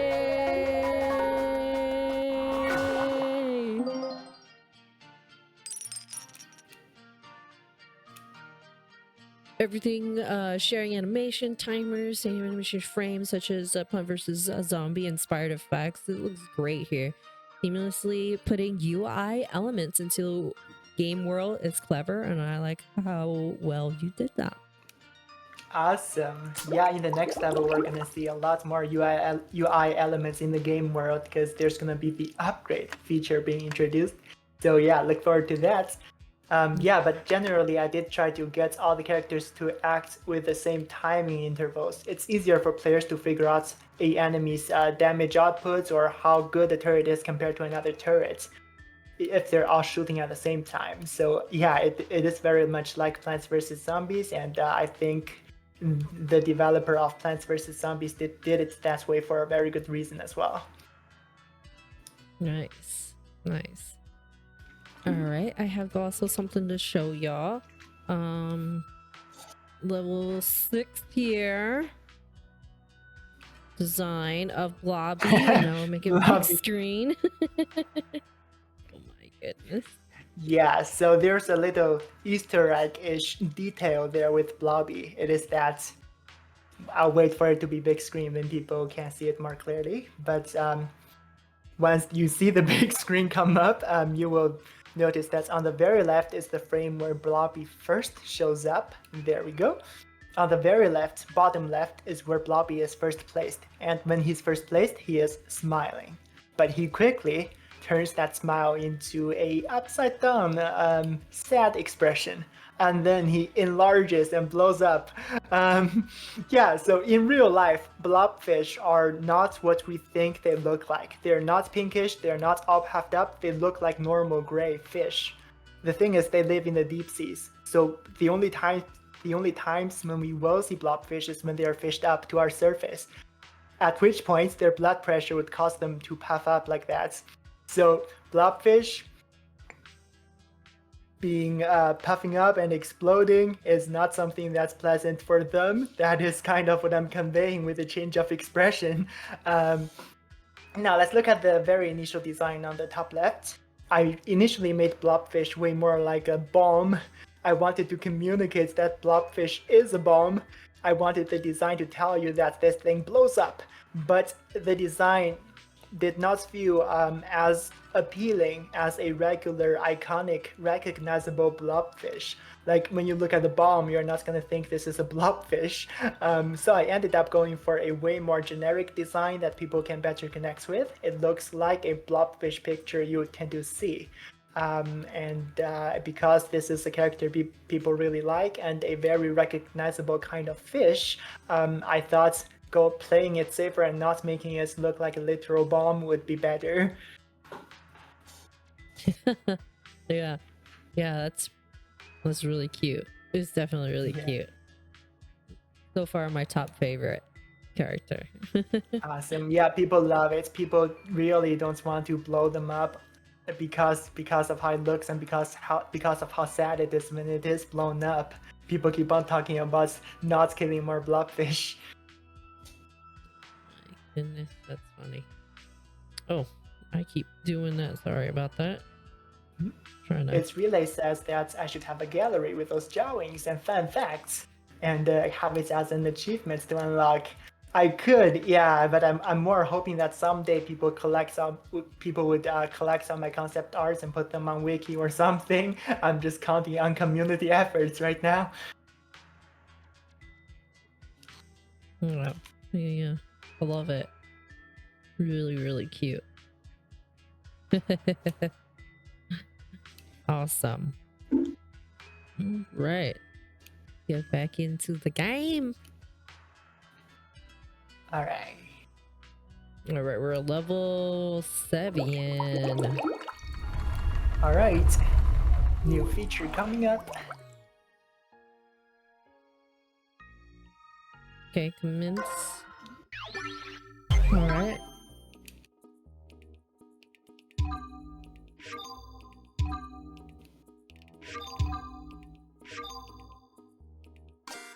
Okay.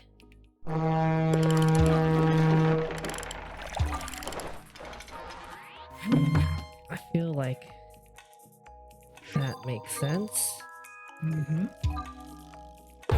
Oh, Pro tip: look for where skeletons come from before you drop your turrets. right.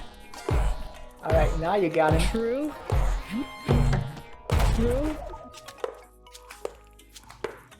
Okay. Okay. Oh, what is this? Quickly use the tile of the turret to access upgrade. Upgrade. Yeah.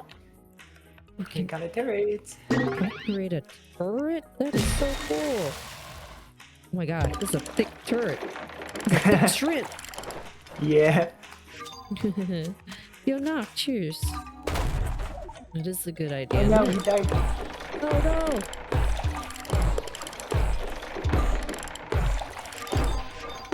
Maybe I should have.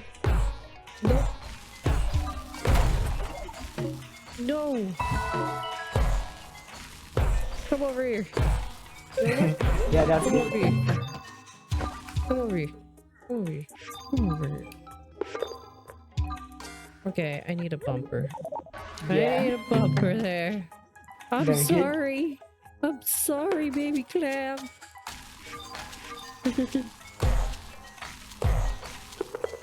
Shoot him.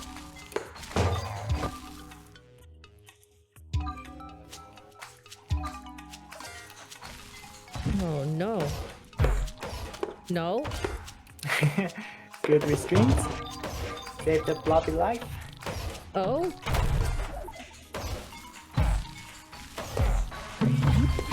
Oh my gosh. We needed that. We needed that. Okay.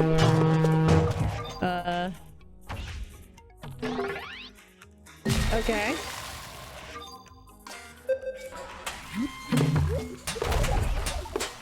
Okay.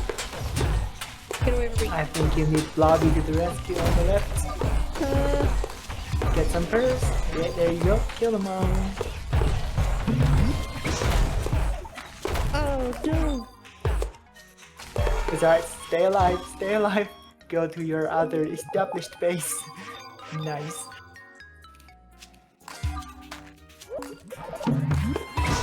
Bye. Nice.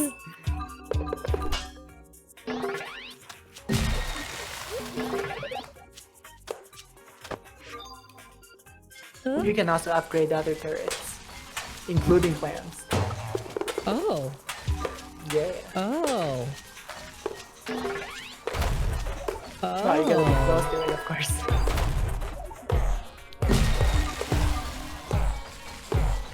Okay, give me that. Give me that. Give me a bumper. Come here. Get another shrimp. They're all dead right now. No. My shrimp. Don't die. You're good. Come here.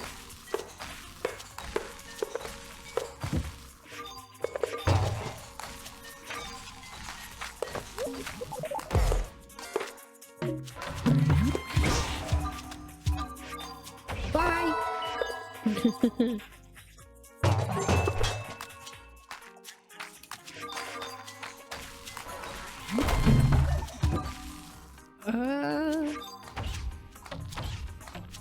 Oh, these are thick boys. Yeah, sure.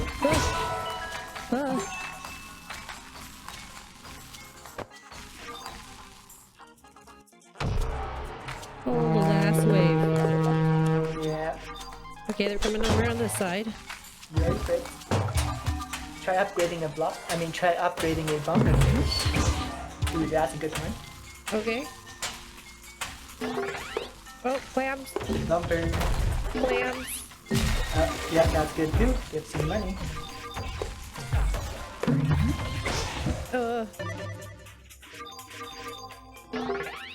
Okay. No, that one seems to be okay. Yeah. Try the bumper fish. The thing that bumps. Right. Yeah, it's right there. Just click on one.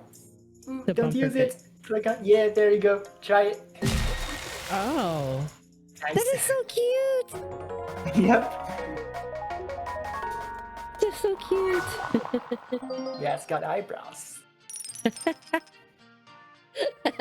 Eyebrows. That's the way to go. Eyebrows make the face, or we just look like bowling balls. Yeah, that's right. Yeah, there's actually a gallery of turrets. If you click continue and look on the top left. Yeah, there's a book on the top left of your screen that's gonna show you everything you've met so far. Top left? Yeah, click continue first. Okay. Yeah, so there is a Oh. book. Yeah, shows you all the characters, including upgrades. I see. Okay. Shoots water jets at nearby skeletons. Do you see the little tag on the right that has a snowflake on it? Yes, I do. Yeah, so that's the upgrade form. Oh my god. Okay. Bumper fish. Blobby. Blobby has nothing. But yeah, those are the upgrades you have already encountered or things you've already tried out. It's basically for you to discover all the different forms of turrets. Okay. Okay.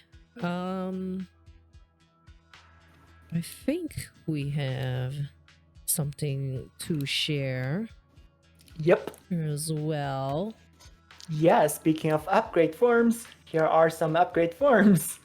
Yeah, so for the game's initial release, there are 3 different kinds of elixirs because there are 3 worlds, 1 elixir associated with each world. We've already met the bumperfish upgrade on the right, the frosty form where he gets all the fur and eyebrows. On the left, there's the mutant form of a bumperfish where his balloon thing sort of turns into the shape of a dinosaur egg and gets all those spikes for spiking skeletons, and he looks like a dinosaur, and he's got a chestnut body as well. But in the middle is the one that's my favorite. It's the hollow bumperfish. The idea is that a hollow bumperfish is sort of shapeless. It's not a concrete thing you can touch. It's something you can walk through and everything, and skeletons can't really attack it either. So I thought it would be a really good idea for its body to, instead of being anything concrete, to be just waves of light, circles and rings that are basically light being emitted from the disco ball from the center of its body. The thing is, the disco ball idea actually came from a fan who made a sort of fan art where bumperfish has a disco ball body. I thought it looks really cool, and I kind of transferred the idea into one of the upgrade forms. It is so cool. It's so cool. Thank you very much. Yeah, that's my favorite too. I want to see that. Yeah, it looks awesome. Like, everybody was so into it. Very cool. Here you go. We have we're playing to level 10, right? And maybe we're switching off, or what do you think? Oh, whenever you think the timing is right? Because we have other things after. Yeah, exactly. I think we'll play maybe a couple more, and I think we can switch off so we can have you get on and we can see some of your gameplay. Nice. All right. Cool. Oop. Sorry. All right. Let's get over in game. All right.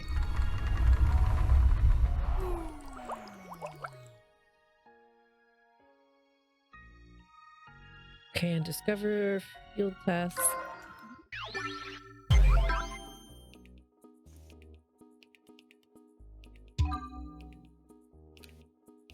I like that it's not also too difficult to understand.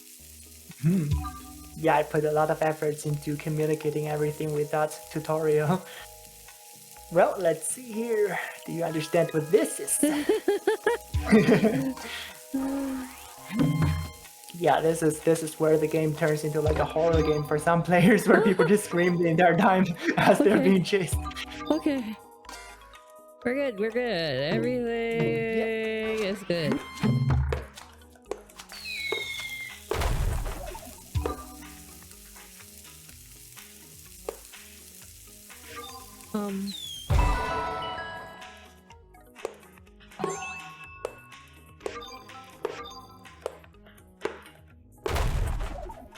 No. Yeah, just need some money from me. Yeah, there we go. Got money. Oh my goodness.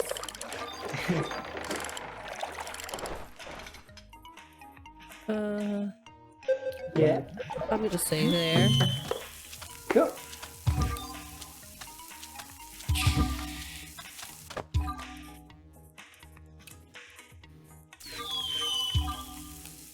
Okay. Bumper. Ow!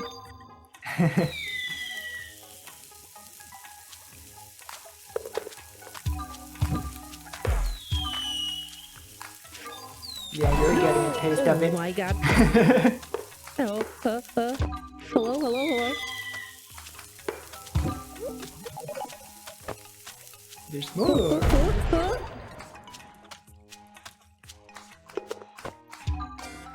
Okay, we need to put another...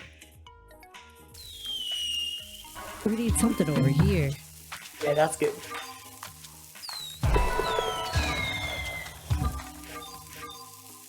Okay. Oh, no. Nice. Okay. Grenade! Alright, you got it. I'll get some more water. For sure. Sounds good. No, is that redownloading game? What game? I didn't check. I didn't see that. What game are you re-downloading?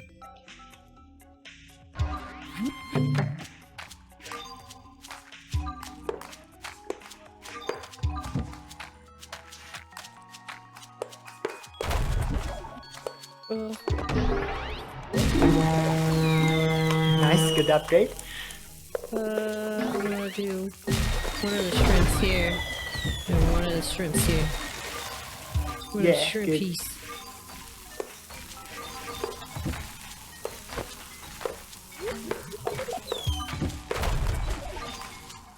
Oh no, come on. No. Huh? Awesome. Woo. Oh. Bolts eel. Shoot weak lightning bolts, then chain between multiple targets close to each other. Cool.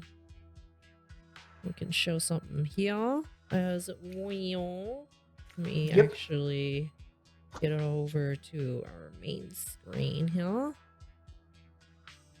Yeah, coming up is the concept for the bomb barrel skeleton that we just met. Here they are. Yeah, so basically with this design, I wanted to communicate that the thing explodes and that it's a skeleton. So on the very left here with the first concept, you see the bones sticking out. That's kind of me trying to get players to realize this is still a skeleton. And also there's like a fire emblem on its barrel to communicate the explosion thing. But I was overall not happy with the design. So moved on to a barrel, a more standard wooden barrel with all of the components of a barrel, metal rings and wooden planks. Ended up turning it to the right one that is barrel with a fuse. So I still incorporated the whole fire and also bone elements by having the final design be a barrel that has a flaming skull painted onto it, so you know this is a skeleton and that it has something to do with explosions. And I really liked the ideas I had in the concepts where there were those wooden splinters breaking off like around the bottom of the skeleton's face, so it actually looks like a jaw. So in the final design, I sort of had those wooden thingies so as the skeleton gets damaged, you kind of have the little skeleton face inside reviewed, so you know there's the skeleton inside the barrel, and also that there are all those jagged edges on the bottom that look like kind of like the teeth of a barrel. So yeah, that is how this design was made. That's awesome. Wow. That's great. I like that design. Those little tiny details that you put into it is what makes it special for sure. Thank you very much. All right, let's see.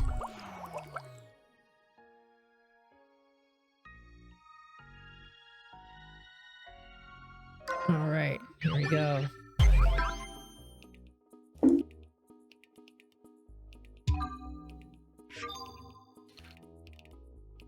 All right.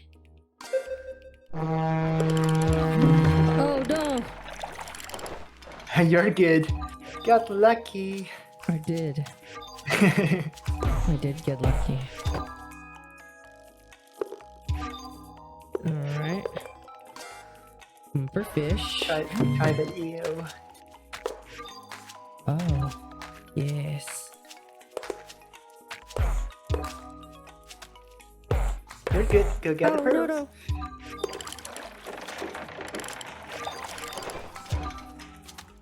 Yeah, you're gonna want to deal with the right side right now.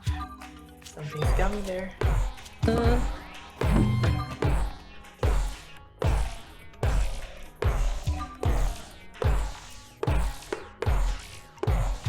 Laser.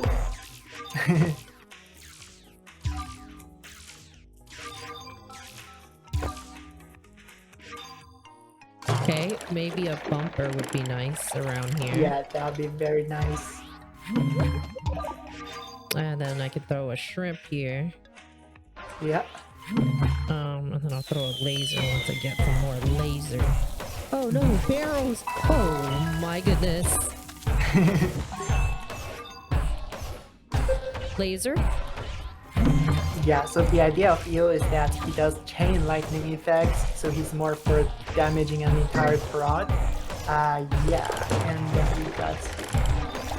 you got an upgrade to use according to the notification. Okay.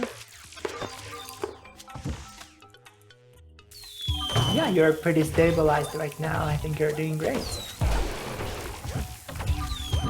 Oh, okay. Feels good. It feels good. Yes. Alright, wanna try upgrading an eel? Yes, I do want to try upgrading the eel. Alright. He's gonna be able to slow down an entire crowd with a chain lightning. Oh my It's goodness. very powerful.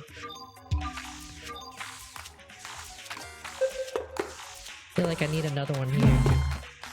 Yep. Maybe a bumper. Actually, I probably should get a Scrippies. My laser. Uh-oh. No.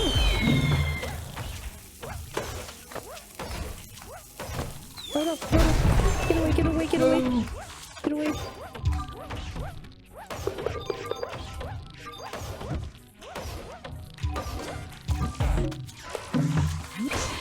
Oh, please.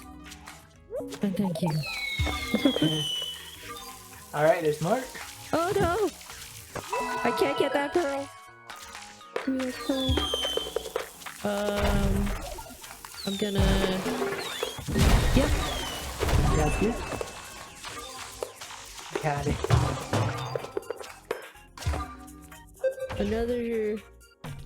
Another laser, maybe here. Just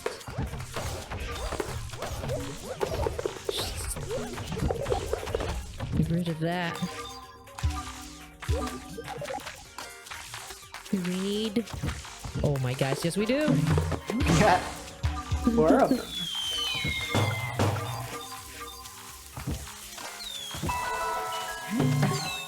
Maybe a shrimpy there.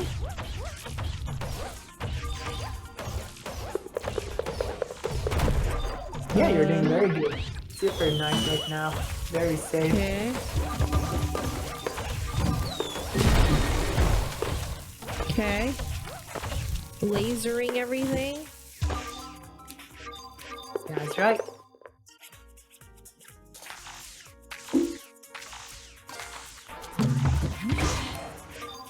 Get away. All right, almost at the final wave. Final wave.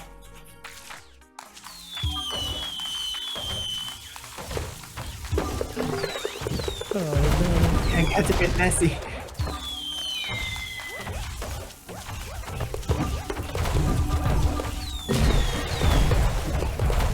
Oh, sheesh. no. Woo. We'll kill. A melee. Skeleton as it walks up. Alright, oh my gosh, wow, that's a lot of casualties. Alright, stay alive.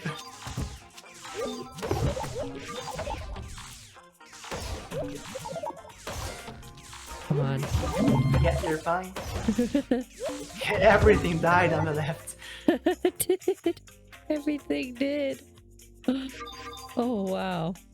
I love that. That was chaotic. I love it. Nice. That lived up to the name. Love it. Okay. Awesome.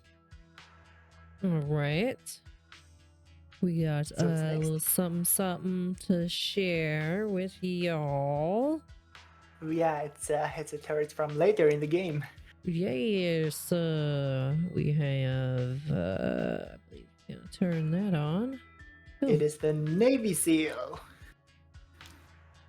Yeah, so yeah, this is one of the characters I was really invested in, Navy SEAL. I really wanted him to look like a seal, if you know the Pokemon seal, which is basically a ball-shaped seal. I really wanted him to be a ball, a chubby ball, and you can see me attempting that in the concepts. But I did not want it to look just like the Pokemon, but it turns out it was hard to produce something different that still looked fine and was ball-shaped.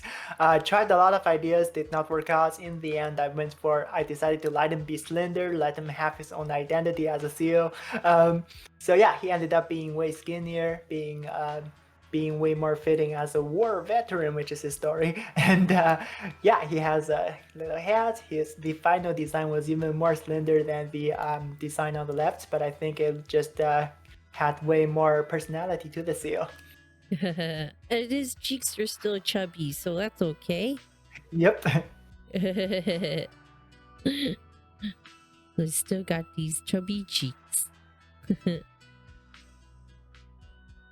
Awesome. All right, let's get into our last level here.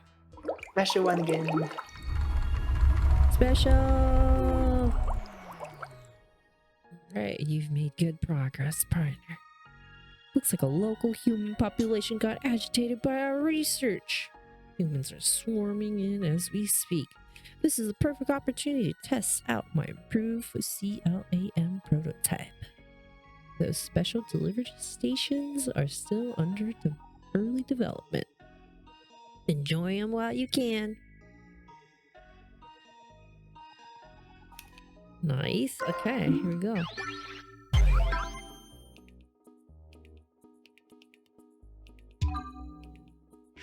Oh?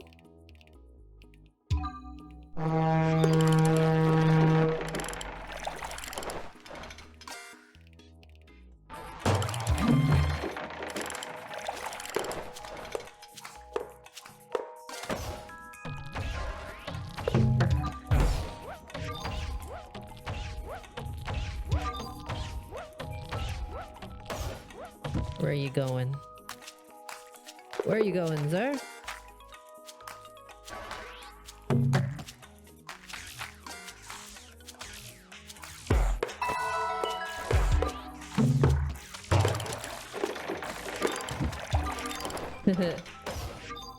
Okay.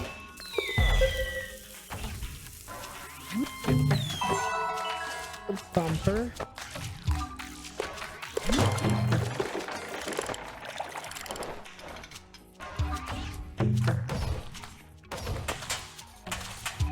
Okay.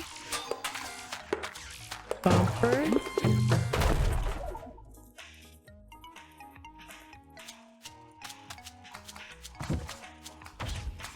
Hey, get away from me.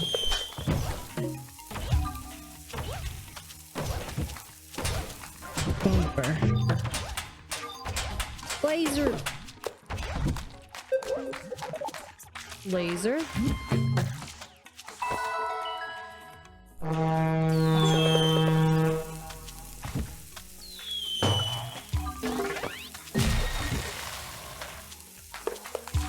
Shrimp. Oh man, we got Blobby. Yes. We got Blobby. I feel like we need another. Here. Another laser.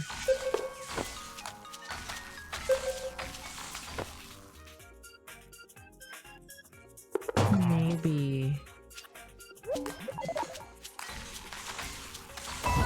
Over this direction. And you're very deliberate with your tactical decisions. Yeah, it makes me think. I put something over here. Oh no. Oh no! That wasn't what I thought it was. You're all I good. panic.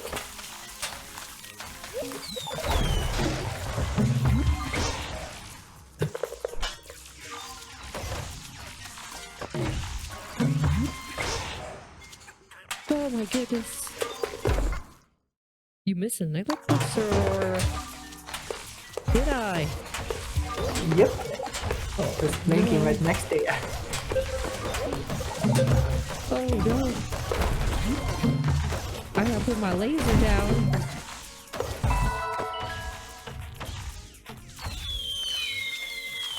Oh no.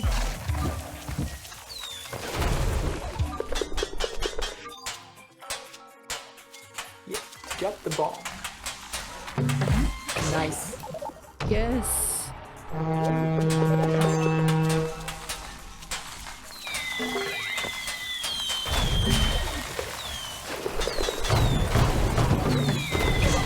Ooh. It is the ending after all. Oh.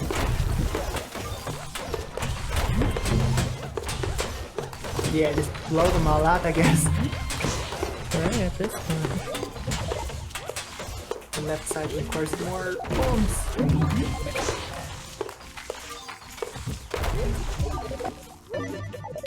Alright. Yay!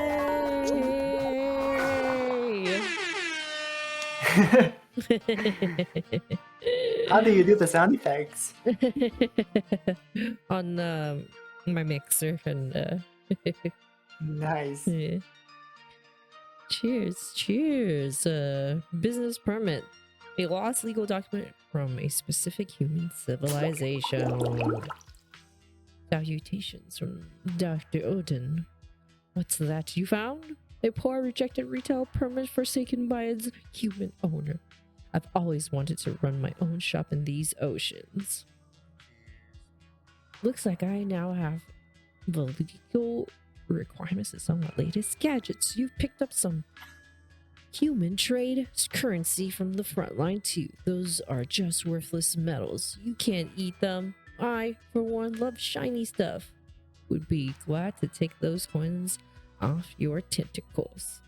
Come spend those coins at my shop. Gotta keep the aquatic economy running. Yeah, the time for saving is over. Time to consume. Go on a shopping spree. So then there's shopping that you can buy. Yes. Oh, no worries, Sabi. Thank you so much for pulling us up on your phone. Thank you. Bubble parrot. Pelcollector. Pleco collector, basically. It's a pleco that collects. Oh. You know what plecos are? No, but I would assume that it helps you collect the pearls, right? It goes around. Not really. In real life, plecos are those little blackfish that you see in the aquariums all the time. The blackfish that would stick to the bottom or the sides of a fish tank or something. Yes. People think plecos can eat up fish poop and algae and stuff to clean the tank for you. Right. So that's not true, but people assume they do that. So like here, they kind of collect things, kind of do the housekeeping for you. That And is the so thing, funny. the reason I chose him was because he's a catfish, and I just wanted. I mean, the other collector in the game is a dogfish, so I wanted catfish and dogfish to be the ones that help you collect things. Oh my gosh, that is so cute. Yeah, and you can see Wow. little cat ears on the top of the pleco. Pretty tiny, looks like eyebrows, but yeah, they are shaped like cat ears. Yes. Have you ever had a fish tank before growing up? Not really. I love No. fish. I would never eat fish, but but I've never really owned any. I never had a fancy fish tank or anything. I had a fish bowl for sure. Ooh, like beta fish or something like that you had, or goldfish. Yeah, just goldfish, just one or two. That's awesome. Nice, nice. Very cool. All right, let me show y'all. Do you want me to go through the rest of the Sure, we can speedrun them. Yeah, I'll just we'll go. very quickly describe each one. All right, perfect. Let me pull this up. Oh my god, this character is so cool. Yep, a hermit crab. In the concept, you can notice even the final concept looks pretty different from the final design. The thing is, I did not get a single sketch I was happy with, but I trusted myself that with the final concept, I can make it into something that had more personality. Ended up shaping it into like a cowboy. The thing is, this terrorist falls asleep after a while, so I wanted him to look sleep deprived, but also a cowboy. So that's the final design. It's so cute. Yep, speedrunning. Let's keep going. Okay, this is one of your shop options, the parrotfish. It's in real life, parrotfish actually blow bubbles around themselves when they sleep, kind of like a protective shell. It's super cool, kind of surreal. So initially, the design on the left looks more like a real parrotfish. I wanted it to have some flying bird parrots features, but I wanted it to still look like a fish. But it just did not look very appealing. The middle design I almost went for. It's a front-facing, more parrot-looking fish. The thing with the design is that it did not feel simplistic enough. It did not feel elegant. So even though I almost went for it, I went for the one on the right instead, where you have those smooth lines, where all those fish scales are simplified into almost like a ring of a necklace around it, and it has the fish fin that also looks like a parrot's wing, as if it's like fluttering in the air. And that is the final design. Oh wow, that's great. That's so cute. Love it. All right, Death Ray. I love the design. It is a stingray that's super expensive in the game, but extremely powerful. I wanted him to be big and intimidating, and also deathly to be fitting for the name. So I tried some designs on the top left. They looked they did not feel as elegant, did not have the smooth lines I was looking for, because in real life, stingrays are very majestic and they have all those smooth curves when they flutter around. So yeah, so the one on the bottom there, that is the design I meant for. You can see all of the erasing that happened. I redrew those curves so many million times to get a pose that felt really smooth. And this is not a natural posture a stingray would take. Like, it's like using its fins as almost like fingers to gather energy to create this energy ball. But like the lines here are pretty smooth, feels very natural, and also pretty intimidating. Love this design. Yeah, I love it. Almost looks like a spaceship too. Yeah, exactly. This is the muscle beast.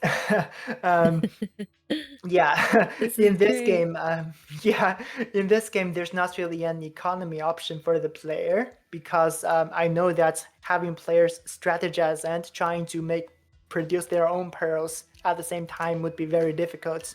So the first time I introduced an economy option, I wanted it to also be a sort of mollusk. So similar to clams, you expect to get pearls from them, but I wanted it to be a tank, a thing that you don't have to invest into protecting. It's a very tough thing in it on its own, and that whenever the muscle beast gets damaged by skeletons, it gives you pearls. So instead of having the player having to protect their economy, you're sort of trying to get muscle beast killed by skeletons to get pearls out of them. So I wanted the design to be a mollusk and also a very tough looking guy that looks like he could tank damage. And that gave us the design on the left, which did not look very tough, and also was just a very dorky. I refined it a lot more, made it way more muscular on the right. Was pretty happy with it. It's a weird design, tends to make people go, "What the heck is that?" That's why I made Muscle Beast. Oh my god, that's so great. I love the anchor. Yep. He's a Oop, weightlifter. sorry. Oh, yeah, okay. So this one, the crab trap.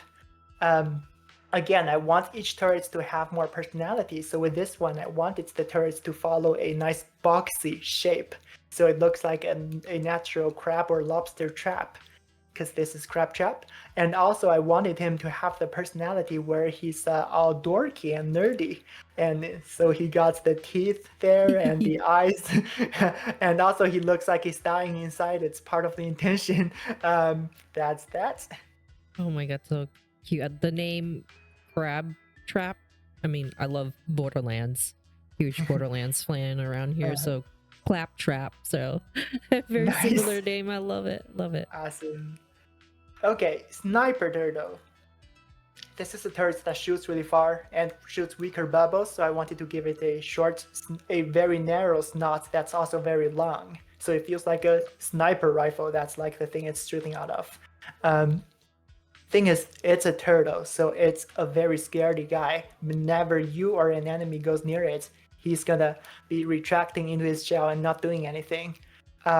So on the left, I made the design with the sniper rifle thing, and the design on the left just did not feel very. It does not feel like it could communicate the scaredy aspect. I wanted the turrets to have personality. Wanted the design to look like he's very almost very easily disturbed, very scared of everything. So I gave him the heavier line around the line, gave him the kind of awkward expression, and that gave us the final design. Wow, that's great. That's great. Okay, the Zappy Jelly, a jellyfish that stuns things with electricity. So I wanted wanted the design to communicate electricity very clearly. But again, all those turrets are mechanical. I always try to incorporate some robotic elements into the turrets. The thing on the left communicated neither electricity nor robotic mechanical parts. So even though the thing on the left felt really appealing to me, I thought I want to make it fit the game's theme more. So on the right here, you got the two stingers that are shaped like lightnings and all those screws for eyes. The design did not look as adorable or friendly, but I think it's more unique. It has more memorability and fits the game's robotic theme better. I love that very science like Frankenstein-y. Exactly, it's just assembled together. Okay, an enemy in the game, it's a mortar guy. I initially drew him with a proportion of a regular skeleton, so he was a lot taller in the sketch, but I wanted to distinguish him more, so he ended up being really short. And in the original design, he was supposed to lob those missiles that have like chemicals inside. But I realized how much of a nightmare that would be to animate, where the missile shatters, turns in the midair, and the liquid inside shown through the glass has to turn with it and have all those ripples and then spread out. I thought that would be a nightmare to animate, so I whipped out. I ended up just getting it to toss a single acid ball. Wow. All right, is that the last one? I think there is one more. Yeah. Okay. All right, heel snail. So I wanted a snail that's a healer because snail mucus is used to reinforce snail shells and everything. So I wanted a snail, but I did not want it to be a generic snail. Somehow I was really digging the idea of having the snail have a single eye, having it look like Plickly. I tried 3 different designs on the left with a one-eyed designs. None of them felt like a snail to me. So in the end, I gave up and just went for a way more normal snail-like design on the left. The sketch still had way more details. I wanted the design to be simpler, so I basically took away a lot of the segments and stuff, which gave us the final thing. Yeah, and I liked the design a lot. It was pretty different from what I initially had in mind, but I think it's a pretty pleasant looking design for a snail. Yeah. That it is. Okay. I like the color of the snail. Awesome. Yeah, it's a healer, so it has the more greenish colors and the more tranquilizing bluish body to feel more safe to you, and he feels more caring. I see that. Yeah. Wow. Love it. Well, thank you so much for sharing your sketches, and that was amazing. I mean, Thank you very much. So special, for real. Awesome. All right. Okay, so what's up next? So we have, if you would like to do your showing side, off. yeah, if you want to show your professional skills, we can play a little bit of that and check out some of the skills that you have. And, all right. Yeah, I'd love to see the difference of your way of thinking. You know. All right, I'm screen sharing now. Let me know whenever you're ready. Okay, a second.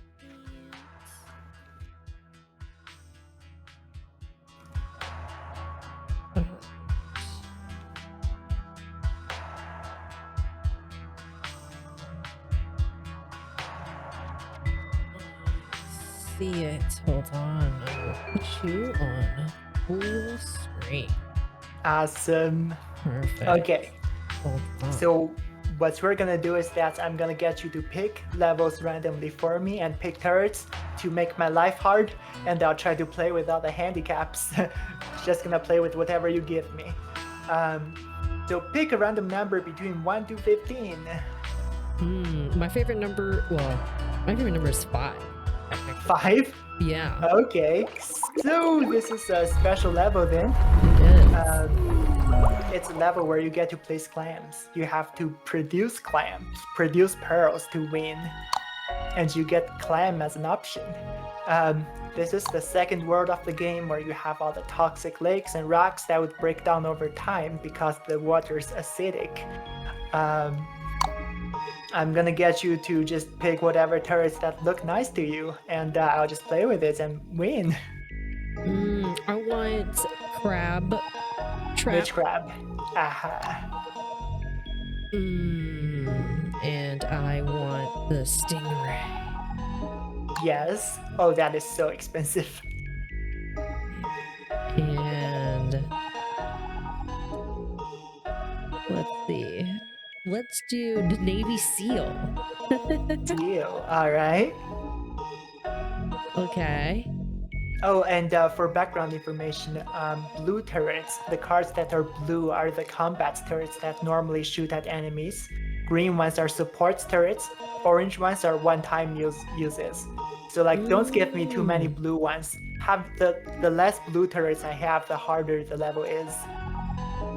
Okay, okay. I want to do the parrot fish. Bubble The parrot, bubble fish. yes. The bubble parrot. Yep. And then the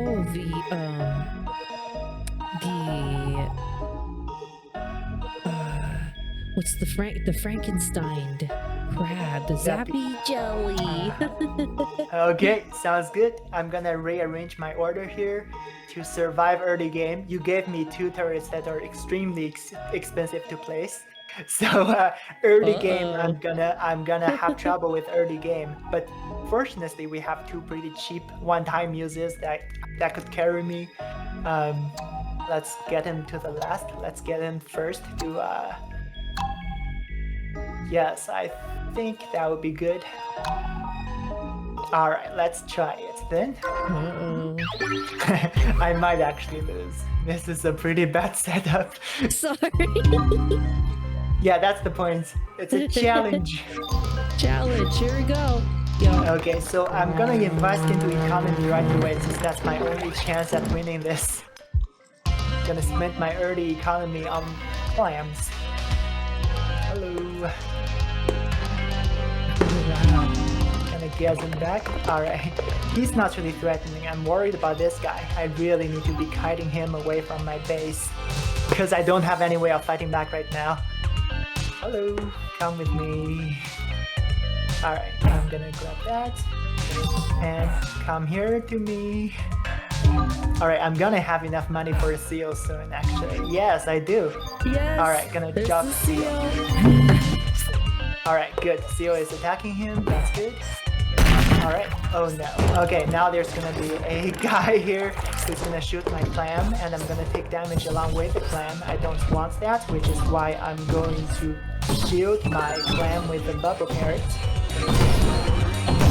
So once he's protected, I'll actually have a lot of time that's being bought. Okay, and Seal is doing a good job right now. I'm actually gonna be able to save enough for death rate soon. That's gonna give me enough time for sure. Okay. Okay, this side is actually having trouble. Oh, look at that movement, y'all. Look at that speed. Alright, I have to zap them right now. So that means I'm having less money. I really gotta save up. Oh no, Seal's not attacking. They're out of range. Barely. The death rate is coming up. Death rate, go get him. Oh shoot, oh shoot. Okay. This is also gonna slow skeletons down, gives me more money. Death rate, please charge up. Oh shoot, he's not attacking the cannon. Okay, this is bad. You got this. Yeah. You got this, Is he dying? Yep, he's dying. I'm gonna revive him right away with another shield. Alright, death rate is getting him. Nice, we're good. Nice. Okay, now I think it's a good time for crab trap. Oh no! He's got in the way. Come here, come here. Yeah, he's dead. Okay, this guy, not a threat. He's just gonna grab the pearl. Yeah. Okay, I want to cycle something real quick so I have money for another clam right away. Sweet. Give me time to charge this up.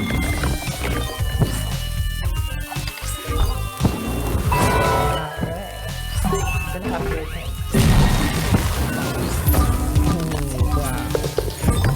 Yeah, that rate is super expensive, but very strong. Okay, I gotta get the pearls. Yeah. Okay, order's broken. Those guys are gonna shoot my Navy SEAL now. Probably shielding him. I want another death ray.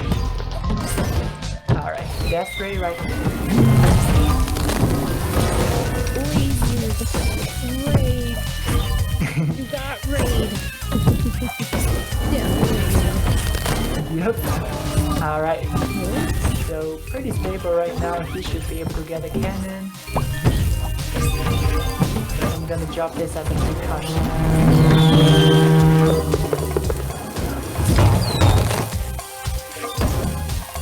Do you have a favorite color? Yes, a boss level is one of my favorites. We can show that in a bit. Yeah. Okay, this line has broken down. Baby Zero is dead. He's back. I'm gonna upgrade him with this.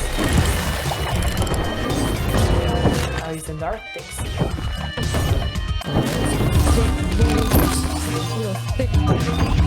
Yeah. This definitely needs a shield.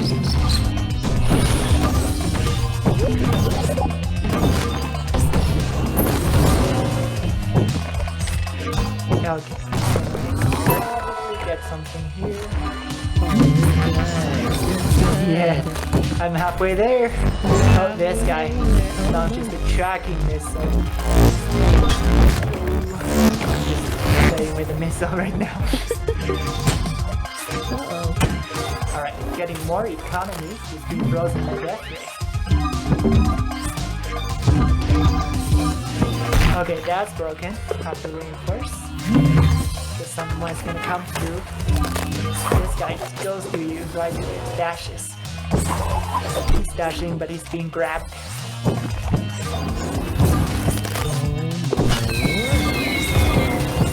Okay, they're gonna blow up. So we're good. That's another one blowing up. Death ray. Okay, I'm gonna cycle for my clam.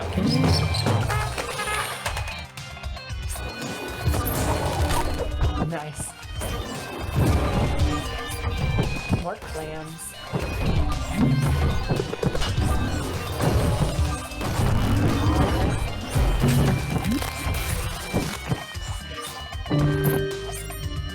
Okay, got a missile here. I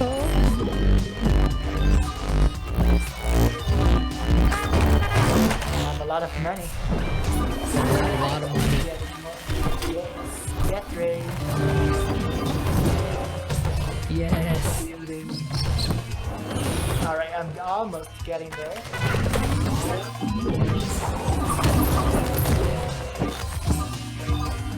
Just gotta do a lot of clams to get my goal met.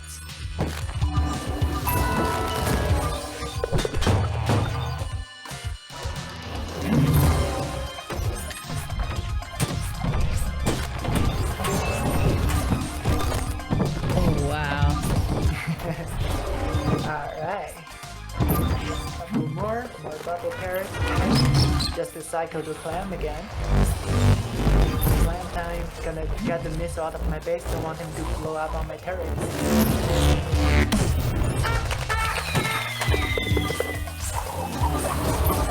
Alright, almost there.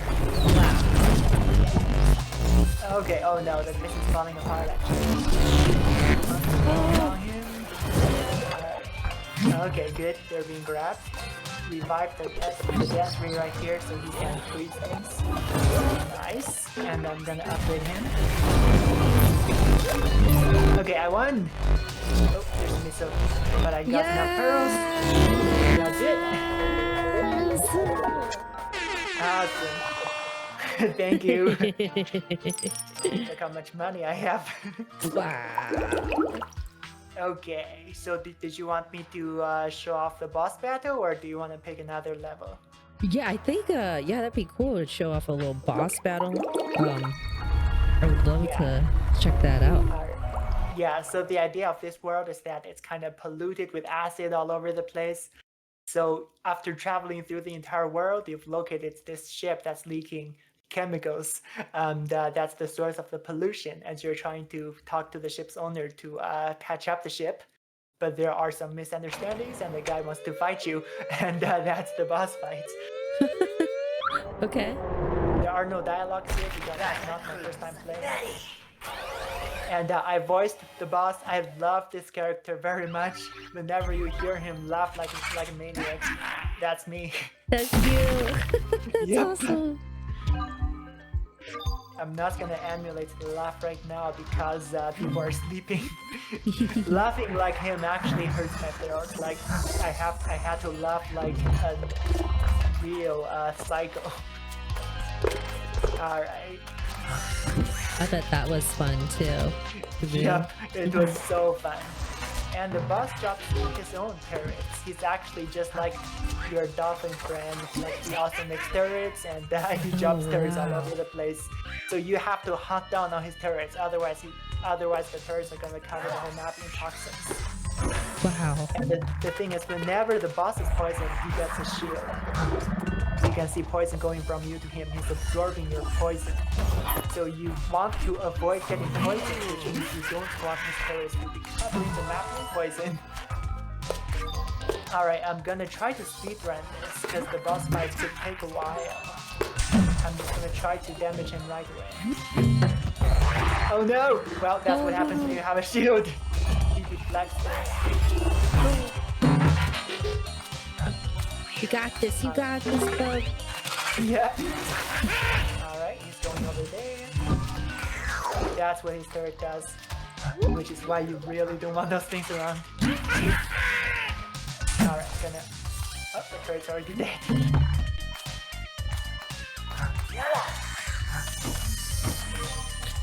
Get purified! Get baptized by the water! Yeah. Alright, so he's stunned, so it's okay for me to get poisoned a little bit since he's being stunned right now. Alright, need to wake up my hermits. Okay, this is what you use to speedrun this. Just need them to go to a hermit and then I upgrade it.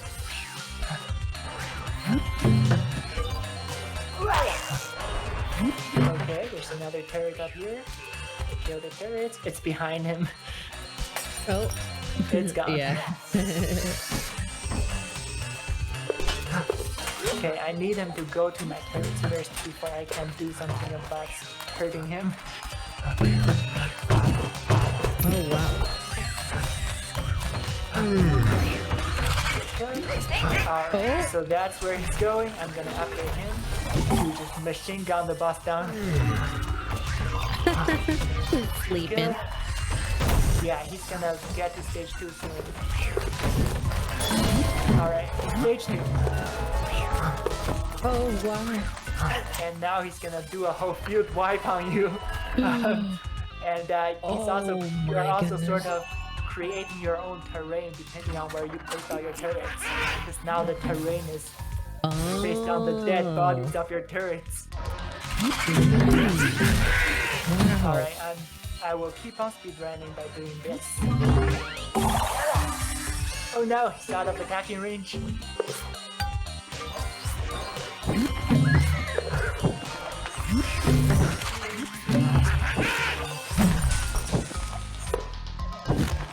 Alright. Drop the turret. I need something over there. You're out of attacking range. It's infuriating. No. Otherwise, he would be dead by now. Okay, there's a diver here. I'm gonna dive into the water. I will try to deal with... Oh, shoot. Oh, wake up. Okay, I need to stun him. Okay, he's here. Now we should be able to... No one's attacking him right now. Alright. Okay. Okay, now I need to deal with this turret. Alright, there. Nope, nothing's attacking him. Oh, no. Oh, okay.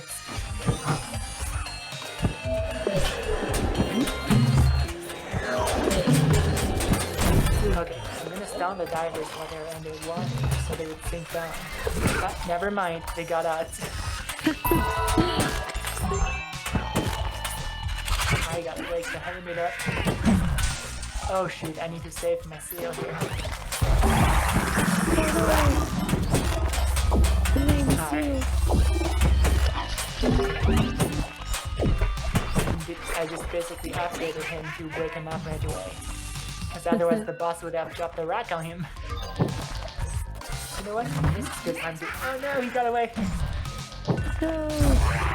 Okay, let's just... Yeah, this is gonna take a year. Alright, the turret is gonna die right away. I hope he hops to me.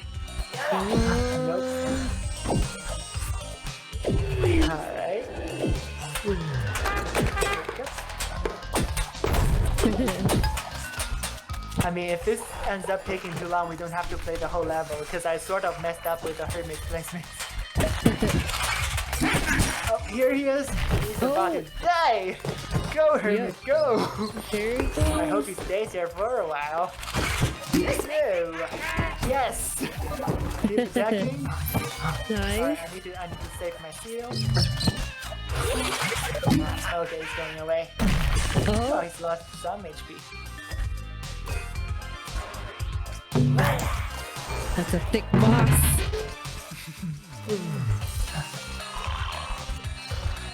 Come to the center, please. Please do. Yes. Now he's getting machine gun again. Right in it. Alright. I wish I had a stun.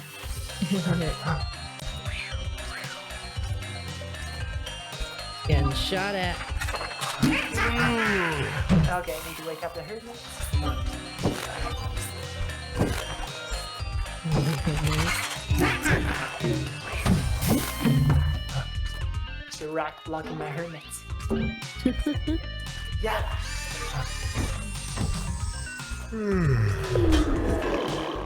Okay, so I really gotta deal with this. Just gonna try stunning.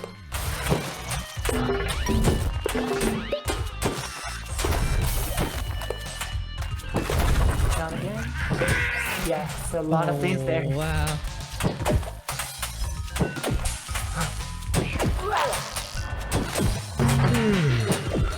Wake up. Okay, I have to lure them away now. There's not enough fire. Oh shoot.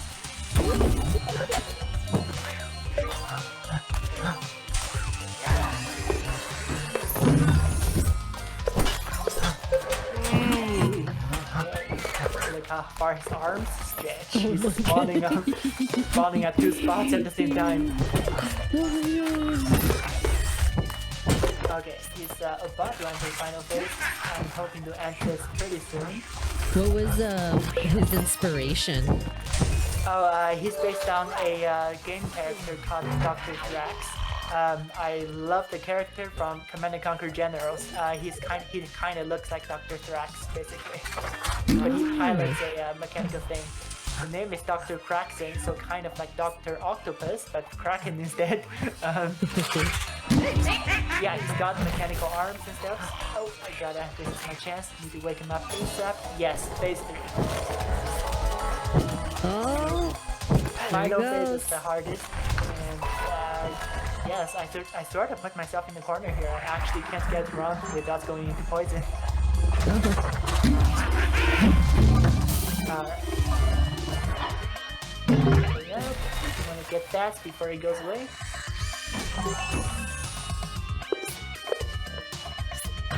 Okay, so if I do this right, I'm gonna still be able to speedrun the final phase. Let's upgrade. He's gonna be dropping more turrets. Yeah, I'm just gonna get something here preemptively. nice. Okay, his guys are stuck as well, apparently, because of the racks. Can't go. They can't go Those guys anywhere. are also trapped in the center right now. They can't get to me. But he's gonna free his guys pretty soon. Look, he just broke that rack on purpose. So that's people could pass through. Inventory's full. Let's try to speed run here. Nope, wrong spot.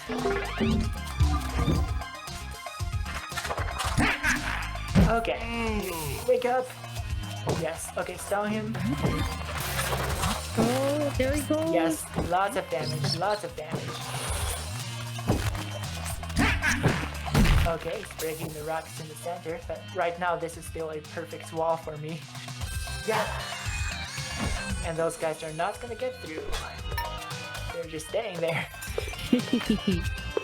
But he's gonna free those guys pretty soon.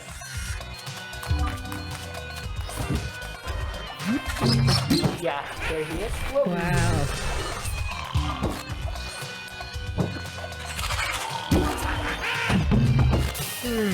Okay, I'm gonna try and speedrun this by dropping a hermit right next to him. Hermit first, upgrade, shield. Whoa! Alright. More shields.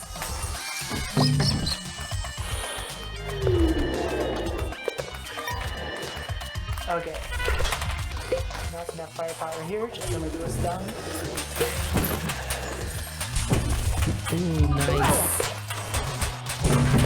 Alright. Nice. Blobby. I'll drop a blobby on him. Okay. Nice. Okay, the elixir is disappearing. I gotta get him. Okay, I did it. Yay! And that is the boss fight. Okay, so do we have time for more of my showing, or do we go on to the next phase of the stream? I think we can go into the next phase of the stream. What do you think? Did you have something in particular you want to show? I do really want to show the Dark World. I really like the technical achievements in this one. Let's do it. Let's do it really quickly then. Yeah, please. Let's do it. We'll do level 4, and you pick turrets for me again. Okay. Give me a second. My audio is going a little weird here. Give me a second. Okay. Yes. Okay. I do really want to use the dog. Hold on. Oh, my headset's being weird. Hold on. Oh. Actually, I'm gonna cheat by pre-picking 3 turrets because the dog is really awesome. I love the dog. I'm gonna show the dog. This guy Yes. lights up the world. Super important. I want to show my lighting effects. This is a Yes. new turret. Hammer Shark. It recycles another turret. It's a very pro turret. Like I don't expect any players to be able to use it properly, but I can show you all the amazing ways you can use it. Other than that, pick my turrets. Okay. Cool. Let me give me about 1 minute. Let me introduce a couple of folks. We got about 15 new folks that just came in through the raid. Thank you so much. Carmen. Hi. Hey, Mr. Convict in the house. How's it going, everyone? Welcome in. We are currently interviewing Klub Kofta Studios, and we are playing their game Operation Octo. How's it going, everyone? Welcome raiders. This is our new segment and a new show called Playmakers and Shakers, where we have a chance to interview game devs while playing their game. So welcome. If you guys want to learn a little bit about the game, here's some information. Make sure to wish lists, check out their Steam page, follow them on their socials, and of course check out their Discord and their website on their LinkedIn for all the info as well. We also have a giveaway. We're gonna be picking out some folks at the end of the stream. We are picking 5 folks for our Steam keys. Thank you so much to Klub Kofta for the generous gift, of course. So if you guys would like to learn about a day in a life of a game dev, if you guys want to learn about the ins and outs of how game development works, feel free to ask any questions you want. Open book. And yeah, we are currently watching Klub play his professional run right now, and then he has the pretty much the keys to this game. So he's showing up the really cool key levels and favorite levels of the game. So this is the go ahead. This is the under the sea level. We were saying the dark level. The deep seas, yes. Yes, where deep there's no sea. light. It's called Twilight Zone. Ooh, okay. Yeah. And if you guys don't know, funny Carmen, how was Payday? You play Payday, right? Payday 3. Welcome in. Pop Ellipse. Cheers. Hello. I'm Andrea. And we play a lot of fun games here too as well. So if you guys like what you see, consider dropping a follow to the channel too. I appreciate it. And we're gonna pick 3 characters for Club. I want to pick the buff dude. What is his name again? Muscle Muscle Beast. Beast. Yeah. And then I want the catfish. Ooh, okay. You want cats to compete with dogs? Yeah. All right. You gotta give me a blue thing so I can fight back. Okay. Let's go. Scroll down. Is there anything else? Let's see. I want. Oh, what is that? Yeah, I was gonna say the hermit crab, the hermit holster. Yeah. All right. I see Yeah. that you really like the expensive ones. Okay, so this is a economy option I have here. I'm gonna have to use him to make a lot of money to try to make Hermit work because he's my only option at fighting back and he's very expensive. So I'll try to do this first. I'm basically gonna ignore the catfish because dogfish is already gonna do everything, but I might drop a couple. I think the dog is more than enough. Dogs are way better than cats, of course. Okay. The dog is pretty cheap early on, but gets expensive later. So early on, he's gonna allow me to cycle through my deck a lot more faster. I see. Later on, I might have to switch to cats because they would be the cheaper option. That's constant. Okay, so this should be good. Let's go for it. Let's do it. As you can see, it's a dark world. You have limited vision, have to pick up planktons to glow more. Getting planktons to expand my glow radius. Please go have dinner, Carmen. If you need to go make your dinner, go ahead. Thank you so much again for the raid, bringing your community through. Thank you. Cheers. All right, the dog is picking things up for me. Ooh, already. All right, go get it, doggy. Come here. All right, I already have enough for a hermit. So much the dog do his work. All right. So this should handle both of the skeletons right away.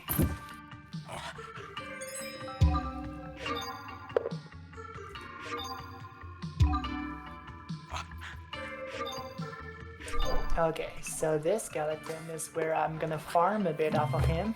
Gonna try to get some money by having him attack the muscle. That is so funny.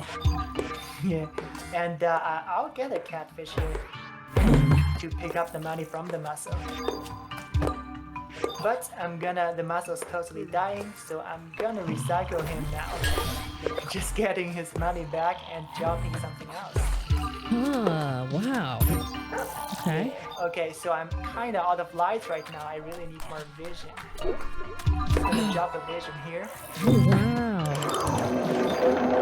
wow. Okay, I hear sound effects. It's a new enemy who is invisible. I would have to lure him to attack me before he would be attackable at all. So my turrets are ignoring him. I'm gonna try to get him to materialize right now and get him to attack a tank instead. Oh, wow. Alright. Getting another doggy.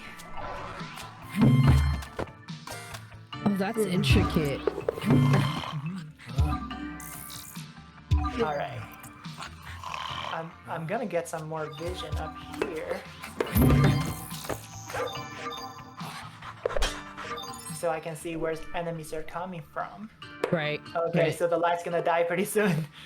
Oh, no. Now the light's gone. Anglerfish, no.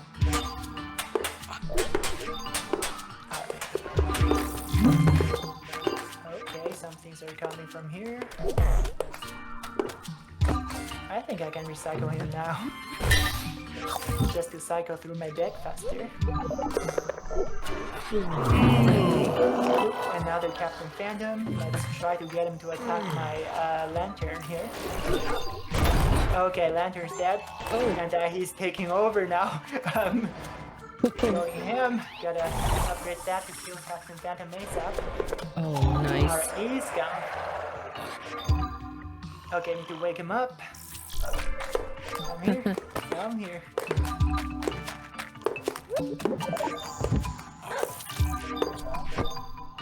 Okay, so I'm gonna upgrade the muscle.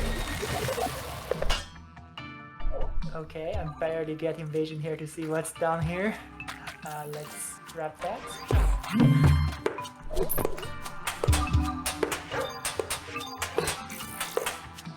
I think we got the cat. Alright. Just to cycle through.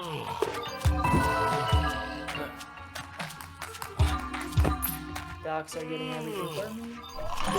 Oh no, the cat grabbed everything. Oh, nice. Yeah, the catfish can actually just yank whatever the dog is carrying out of their mouth. Oh, Okay, lots of hermits are gonna be sleeping. Need to wake them all up. wake him I up. finally got another light source. I'm gonna place it right here. Captain Phantom is somewhere. Probably here? Yes. Okay, I'm gonna get him to come here to attack what he's supposed to be attacking. I don't want him to do it too soon. Alright, because that one was dying, I needed to put a new one down. Okay. Oh no, he's falling asleep. Get up. Alright, we good. We're awake. We're awake. No sleeping on the job. Phantom. Get him. Good. Oh shoot, he's going bird. Come here, come to me. Alright, we good. Wake up. Alright, some more light here. Okay, there's a diver down here. He's getting into the lake. Wake up. Alright, we should be good. We have so much money right now, I need to cycle. Just placing some turrets down just to cycle through my deck. Alright. More upgrades. Ice upgrade.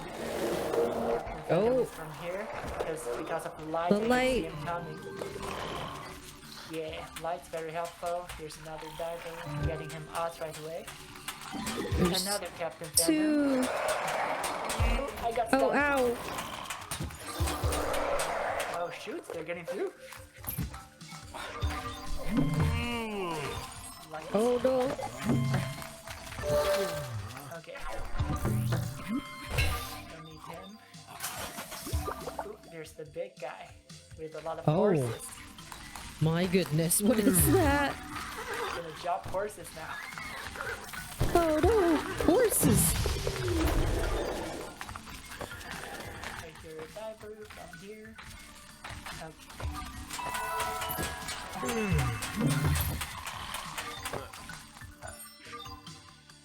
Okay. Captain Phantom up here, getting him before he gets into my base. Another one. More firepower. Oh, so Wow. getting some shots.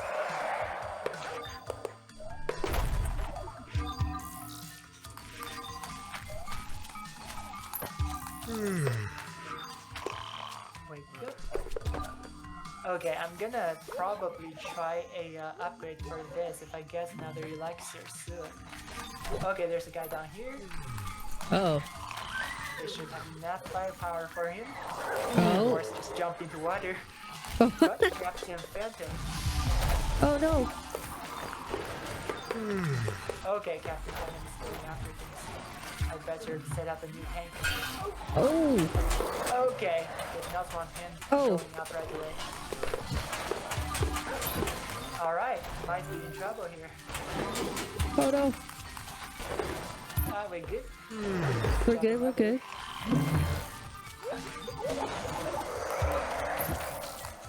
Alright, I do need light here. Okay, 2 of those guys. I'll deal with him. going around, getting him. Alright. I really gotta go back in. Alright.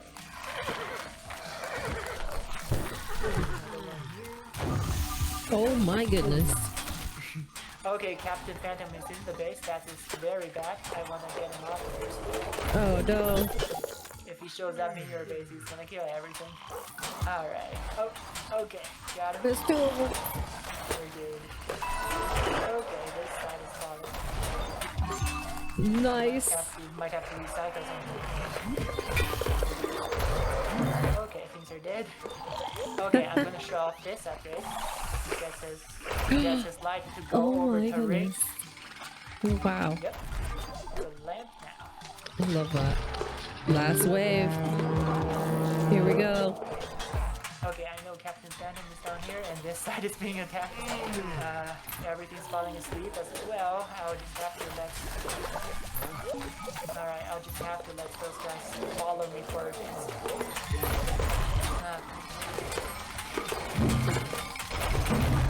Okay, my team has some problems down here. Getting hermits. Wow. Okay, oh sheesh. I'm gonna recycle clans. He's dead. Oh, Alright. there it is. Winner, winner.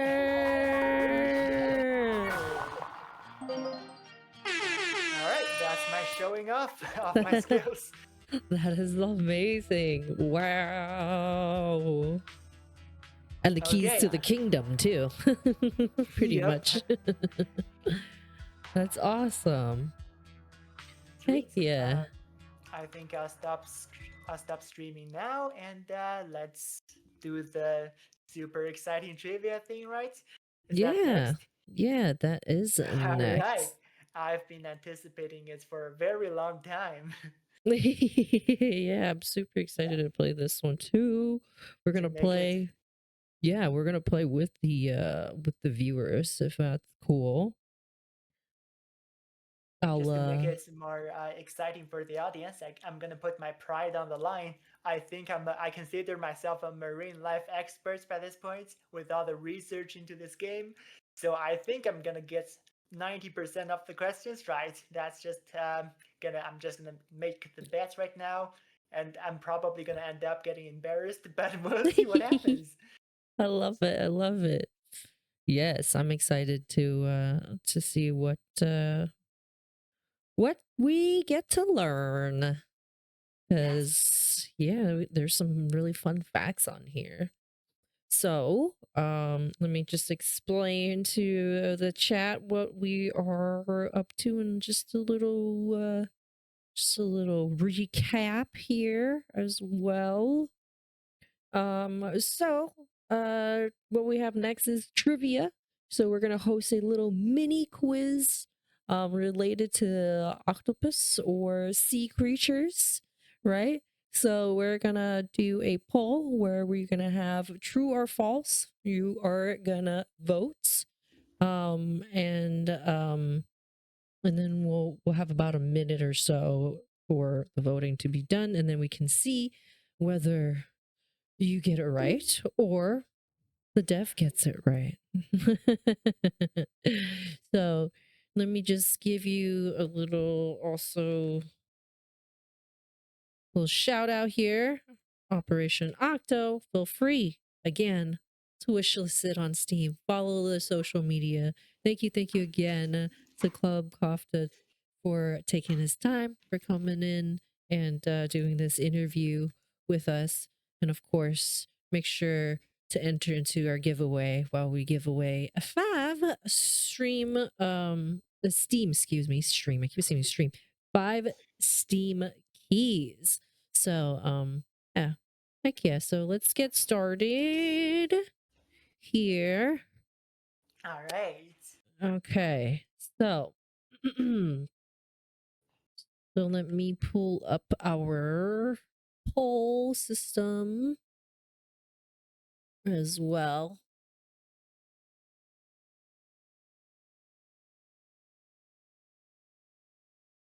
Here we go. Manage poll. Perfect. So the first question is this to chat. True or false? Octopuses have 3 hearts.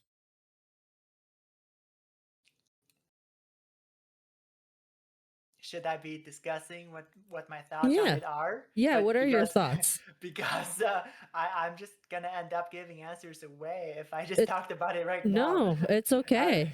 I know so much about octopi. Yeah, it sounds ridiculous. Octopuses have 3 hearts and 9 brains. Um, yeah, so they're super intelligent. They have a brain between their eyes and another additional brain in each tentacle. So each tentacle is actually able to act independently. Yeah, that's how smart they are. 9 brains and 3 hearts. Wow. Let's see if it's true. Let's see. So Yes. chat says it's true. And the answer is it's true. So they have 2 pump the blood to their gills and then 1 pumps it to the rest of their body, basically, for their Cool. hearts. Yeah, it's pretty cool. It's pretty crazy. It's did not know that about octopuses. Yeah, I did not know about the pumping blood to gills part. I did not know why they had 3 hearts. Yeah. That's awesome. All right. We got another one here. This one here. True or false? Chat. Octopuses have beaks. Are they all gonna be about octopuses? Those questions? Could be octopus and other sea creatures, but octopuses may have Primarily. yeah, might be the primary subject. What do you Awesome. think? Yeah. Yeah, so octopi are a kind of cephalopod, and of course, cephalopods all have beaks inside.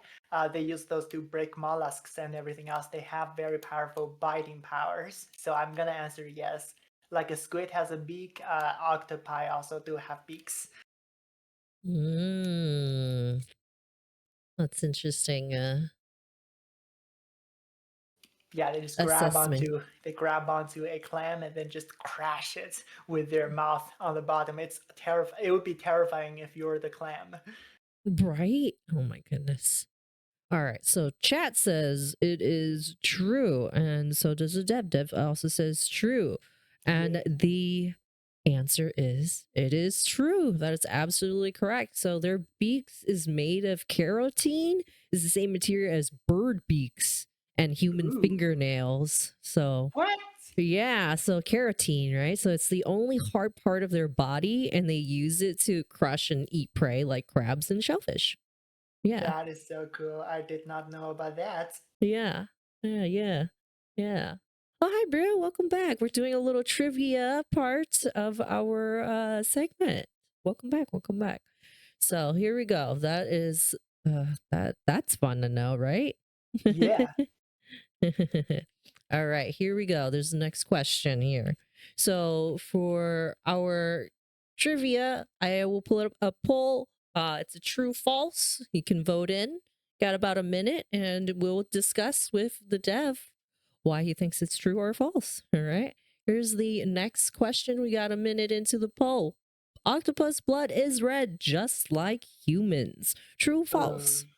I I really should know this one, but I'm not sure about it. I should not have been making a family-friendly game, otherwise I would know the the color of octopus blood. Right now, when you get hit in the game, you're just getting ink squirting out. Well, Right? I'm not sure about it. I know some sea creatures have blue blood. So octopi are different from humans. They're very distant from us, and I'm guessing they have different blood. I'll say false. Okay, so Dev says it's false. You guys probably have about 5 more seconds or so to vote. Feel free to vote inside chat. Y'all, octopus blood is red just like humans. True or false? Hi, Valine. 50-50 guess, exactly, right? So let's see. Yes. Our poll ended, and chat says false.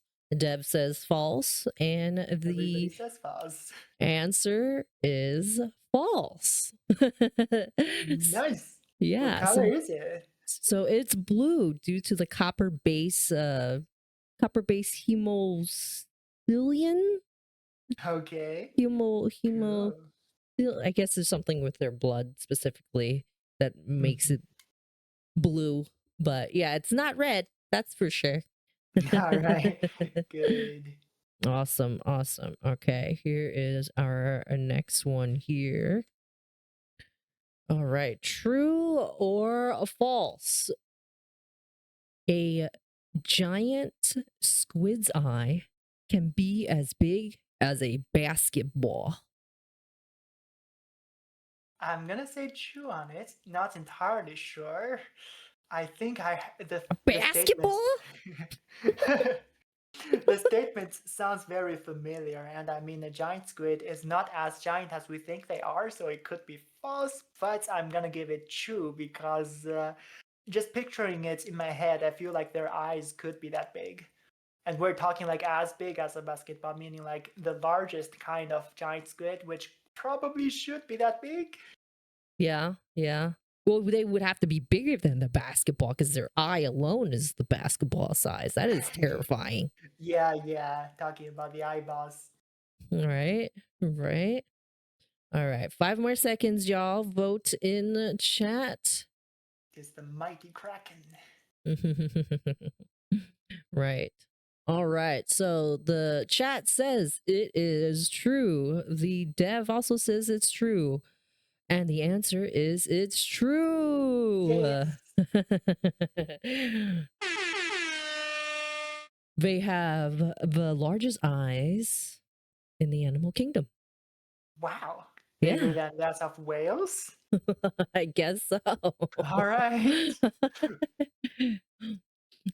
I Okay. mean, they could fight whales, but they're not anywhere nearly as big As as a blue big. whale. Right. But maybe their eyeballs are. Yeah, just the eyeballs.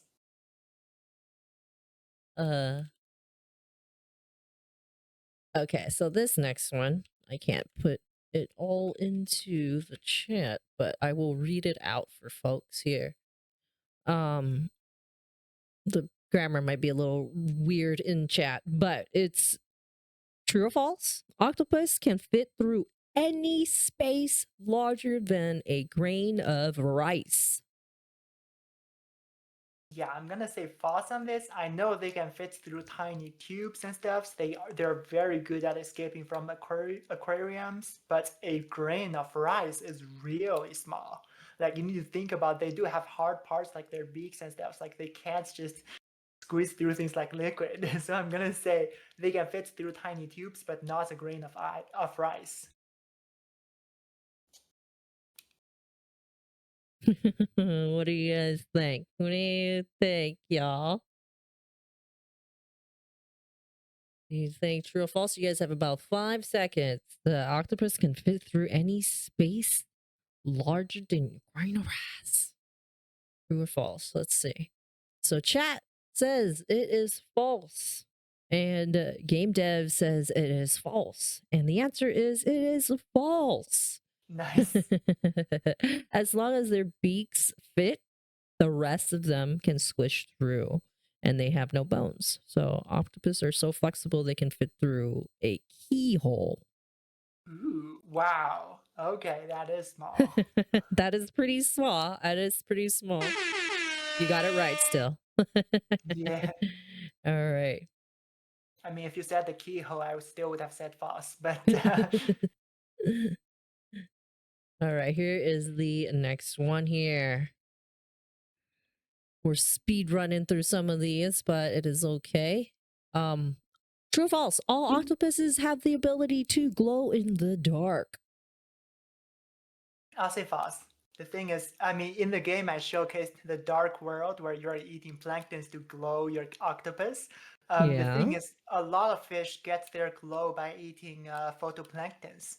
So, like, it's sort of a planktons as well as other glowy things. It's sort of their defense mechanism where once you ingest those planktons, you start glowing, which makes you a target for predators. So like it's sort of the plankton's way of saying you don't want to eat me. So yeah, I mean theoretically, if the octopi ate the planktons, they would glow, but they don't all have naturally the ability to glow bioluminescently. I wouldn't say. Okay. Okay. All right. All octopus have the ability to glow in the dark. True or false? 2 seconds. Deb says false. Chat also says false, and the answer is false. That's right. Only some deep sea creatures, like certain jellyfish, fish are bioluminescence. So not all of the octopuses. So yeah, yeah. I do know that some octopuses have like almost glowy lights on them, like little dots that are lighting up, super cool looking. So yeah, definitely look up pictures of those. All right. So okay, this next one's a little long as well. Uh,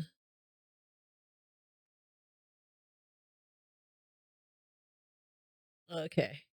The next question. True or false?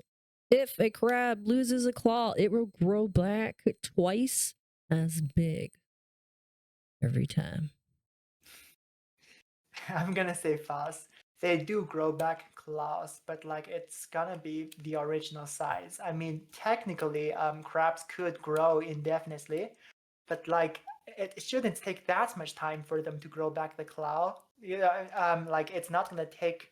I mean, theoretically, if it took like a year for them to grow back, it's gonna be like their own body size would have doubled. Then you could say the claw was twice as big. But still, like the DNAs are there. Like the claw's still gonna be the identical claw, I would say. But yeah, It'll they do grow. say that if you help crabs or lobsters molts, they could grow to any size you want. Like it's a belief the internet has. Nobody knows whether it's true, but All right. Oh, that was the last second vote. I saw it was 50-50 until the last second somebody decided to do false. So it was 2-1 false for chat. And Dev also says false. So they can regrow their claws, but they don't keep doubling in size. So that is false. That's funny. what inspired this question? I want to ask. Right? Yeah, I mean that's what everybody does say, right? Like if you lose a claw on a crab, they regrow.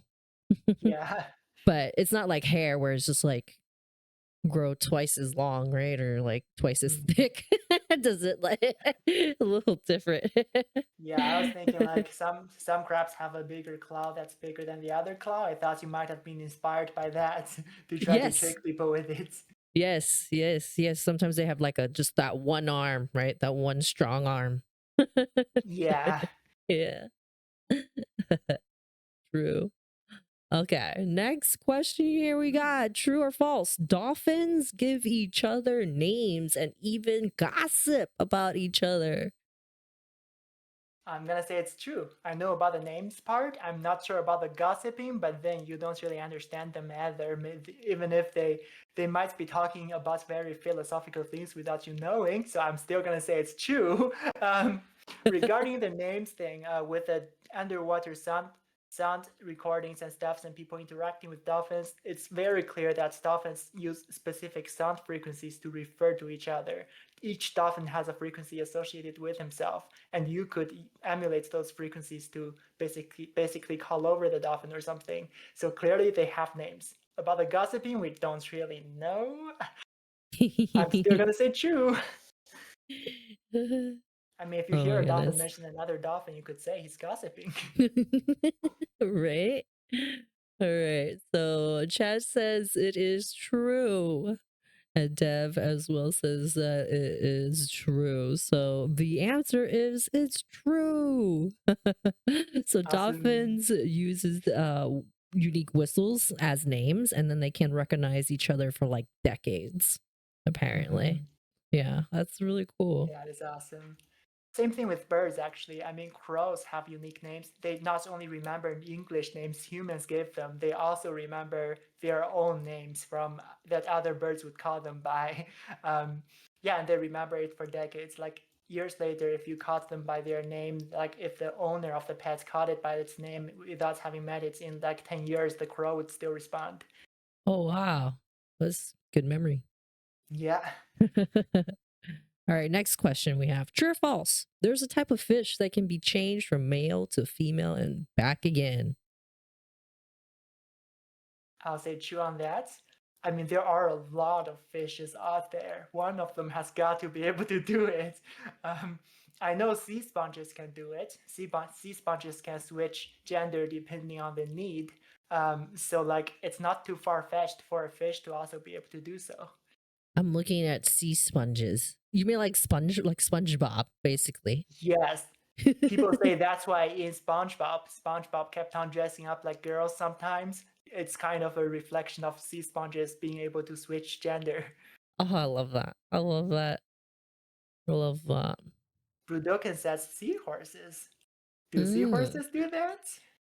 Yeah, I think some seahorses do do that. So the chat does answer it to be true. We got unanimous true for Yeah, chat. seahorses are fishes though. So Yeah, so there is definitely clownfish do this, meaning Nemo's dad should have been his mom.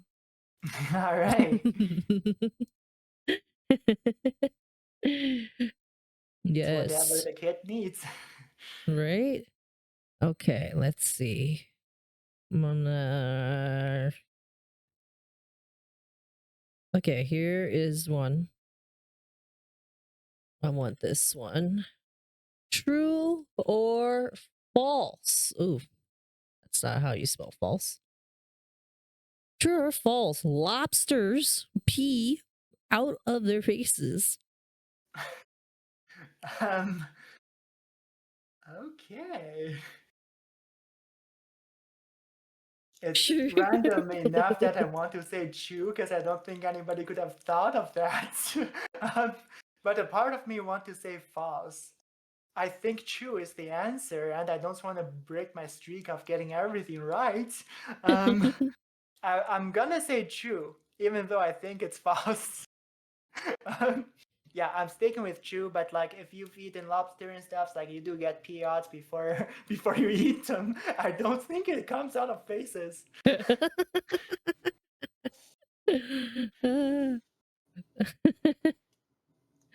Oh my goodness. All right, Like let's there's like a see. spot in the back of a lobster where you can like get pee out first.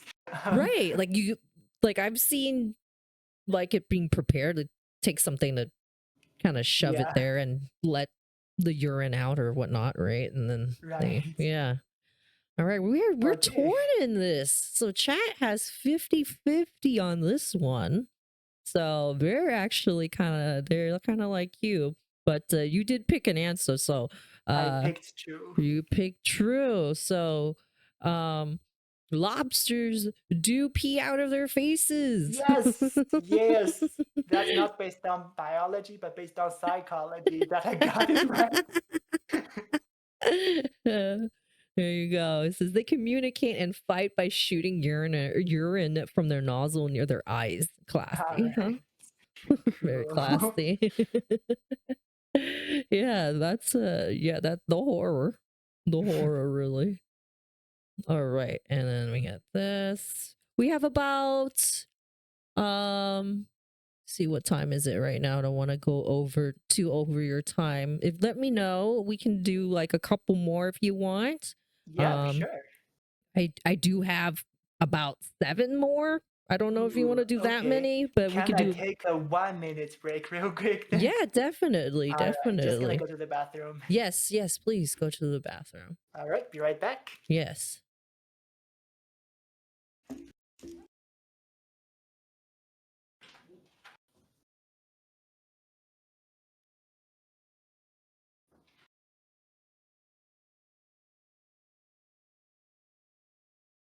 All right. So I'm typing in the next one here.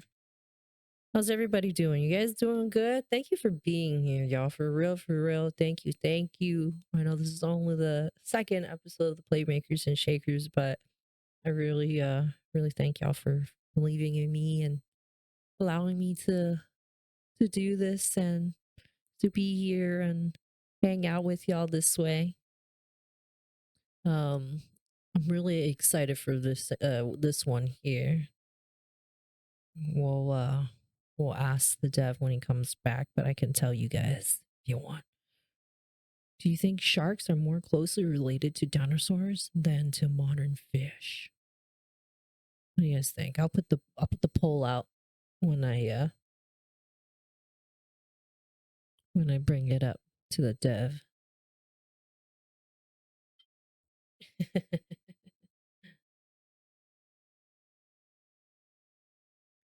Drab your water.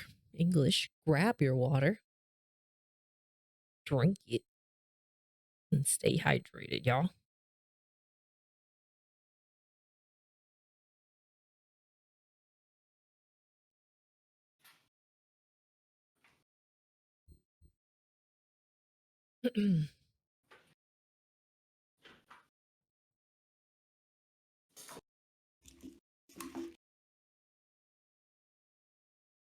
I am back. Welcome back. Okay. All right, I've gotten everything right so far. Been acing it. You have been. You have been. All right, we got Yeah. this one here. I'm gonna stump you one of these, I'm hoping. Yeah, this one I've got it. Sharks are more closely related to dinosaurs than to fish. What do you guys think? What do you know about sharks? You like sharks? Yeah. Yes, there are two sharks in my game. Dogfish is a sort of shark as well. So, yes, sharks are very strange creatures. They are very ancient. They have cartilages instead of bones, which fish have. So basically, they are like ancient um, sea creatures before they got bones. So yes, they're more dinosaur than fish. Ah. If dinosaur was referring to the sea creatures rather than reptilians, of course. Right. I hear ya. I hear ya.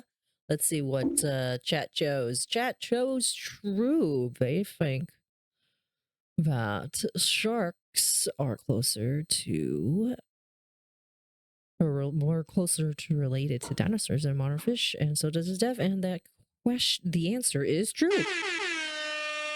Awesome. Yeah, sharks have existed for over 400 years and way before dinosaurs, apparently. So, yeah, Nailing yeah, it. yeah. Cool, I did cool. not know they were there before dinosaurs, though. Let's see. Okay, this is a good one here. I think this is gonna be a fun one. All right, here we go. True or false? A shrimp's heart is located in its brain. Oh, we've eaten shrimps. We should know this. Um, I'll say false. I think a shrimp has a very distinct brain. I think I've seen it. I don't think there's a heart in there. But I'm have not we? entirely sure. But have you I'm seen gonna. a shrimp heart? Come to think No, of it. I have never. I've never seen it, but there's a lot of organs in there for sure. One of them has to be the Where heart. where The else would brain, it be? And where else would it be? well, right underneath the brain, not in the brain, I would say. I mean, I remember their brains being orange. I could be wrong. I'm just basing it off of memory, and they have a bunch of organs like right underneath their just near the front, near their heads. But I wouldn't call it in the brain. I love eating shrimp heads. So good. Yeah, they are. They are. Yummy. Shrimp chips, shrimp heads. Oh, so good. All the juice. The chat says it is false. Dev also says it is false. And the correct answer is it is false. Right. Yeah. Awesome. There was a little bit of a trick question. It is in the head, but it's not in the brain. Not the brain. Awesome. Yes, exactly. I was genuinely worried for a second that I was gonna get my first mistake. All right, here's a fun one here. True or false? Some species of octopuses can walk on land for short distances. By walk, I'm gonna need some clarification. By walking, do you mean like just like slithering around or like standing? I mean, I would say how you would, I guess, picture a octopus walk. Not a Okay, so cartoon walk, basically, but all right. yeah. Okay, then I'm gonna go for true. I mean, you have lots of stories of pet octopi escaping. Most of them die, but I mean, it means that they still are capable of traveling outside of water quite a bit. What do you think, chat? Do you think an octopus can walk from land? True or false? So far, I think we've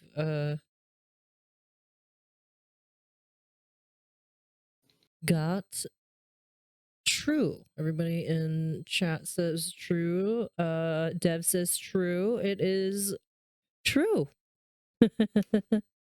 Certain octopus, certain species have been observed walking on land, just like you said, right? Like escaping from the aquarium and such. Mm-hmm. Yeah. Question, is the dev literally called dev, like Devon, or are you shortening game dev to dev? Yes, dev. Devilicious. All right, here we go.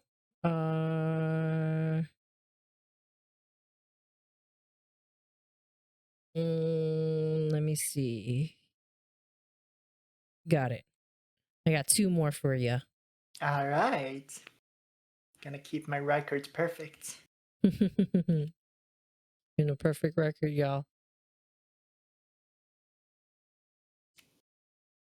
Yeah, to answer Budokin's question, yeah, dev refers to game dev. Yes. Yes. Okay.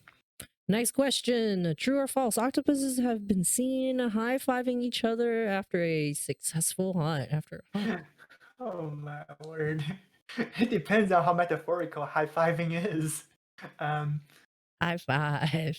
I Do you- mean, like, literally just giving a quick slap between the tentacles. I mean, if they're just wrapping tentacles, you could interpret it as high five. It's a very open-ended question. I'm gonna say octopi can be social for sure. They're intelligent. I mean, your interpretation of high-fiving is very vague. I'm gonna say true because of how vague it is. Like, they definitely make physical contacts. So I'll just say true. high-fiving each other. Octopus has been seen high-fiving each other after a successful hunt, y'all. True or false? Let's see. Chat chose true. Dev is also says true. I could see how that could be Open up to for interpretation. up for interpretation. It is false. All right. It would be awesome if they like just randomly high five each other. I mean, they work together, but they don't really high five each other after Yeah. working together. But But the they can be very social and attached to each other. So, like, right. let me just sprinkle in some side facts. All octopi are orphans. One reason I like my protagonist here because he has his tragic backstory. All octopi are orphans because after mating, the male octopus always dies, and the female one would die of inexplicable reasons after the eggs hatch. Nobody knows why they die. There are speculations. one of the speculations is that she dies of a broken heart because of Oh, because they're intelligent enough to form attachments to her husband, and to the eggs. Her husband's dead, the eggs have hatched and they're gone, so her purpose of life is gone. Some people say that's why female octopuses always die. They would starve themselves to death even if you gave them food. So yeah, oh my goodness. Wow. Oh my goodness. they're very social.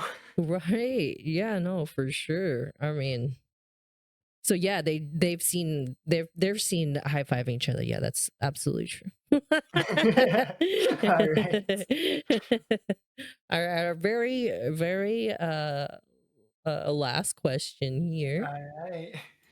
Um it would have been really adorable to see two octopus just high-fiving each other, though. It would be. True or false? Octopuses have been caught punching fish for no reason. Oh my word. No reason. Dolphins would do that to pufferfish and everything. They would play with fish for sure and throw fish out of water and all that. An octopus, I'm gonna say false. I think it might depend on the species. Maybe there are some species I don't know enough about, but they generally don't pick fights like that. Fish are ferocious. Right? But what if they punch first? Uh, well, then it's not for no reason, I guess. um, Oh, that's true. I'm gonna say they don't punch fish just for fun. Dolphins would do it. A lot of intelligent species would play with food, but octopi might not. Hmm. Okay, let's see. So chat says 50-50. We got a 50-50 answer on this one.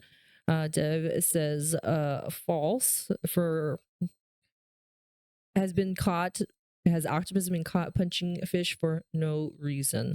And I guess technically it would be false because scientists have observed them sucker punching fish out of spite. Okay, all right. So yes, they do punch and sucker Okay, punch, I was but not not aware for of that. yeah. So they do punch out of spite. Okay, gotcha. That's great. Oh wow. Well, thank you so much. That was fun. Yeah, awesome. Yeah, I did way better than I thought I would. No, they I did mean, great. I thought I would do great, but I was not expecting myself to do great.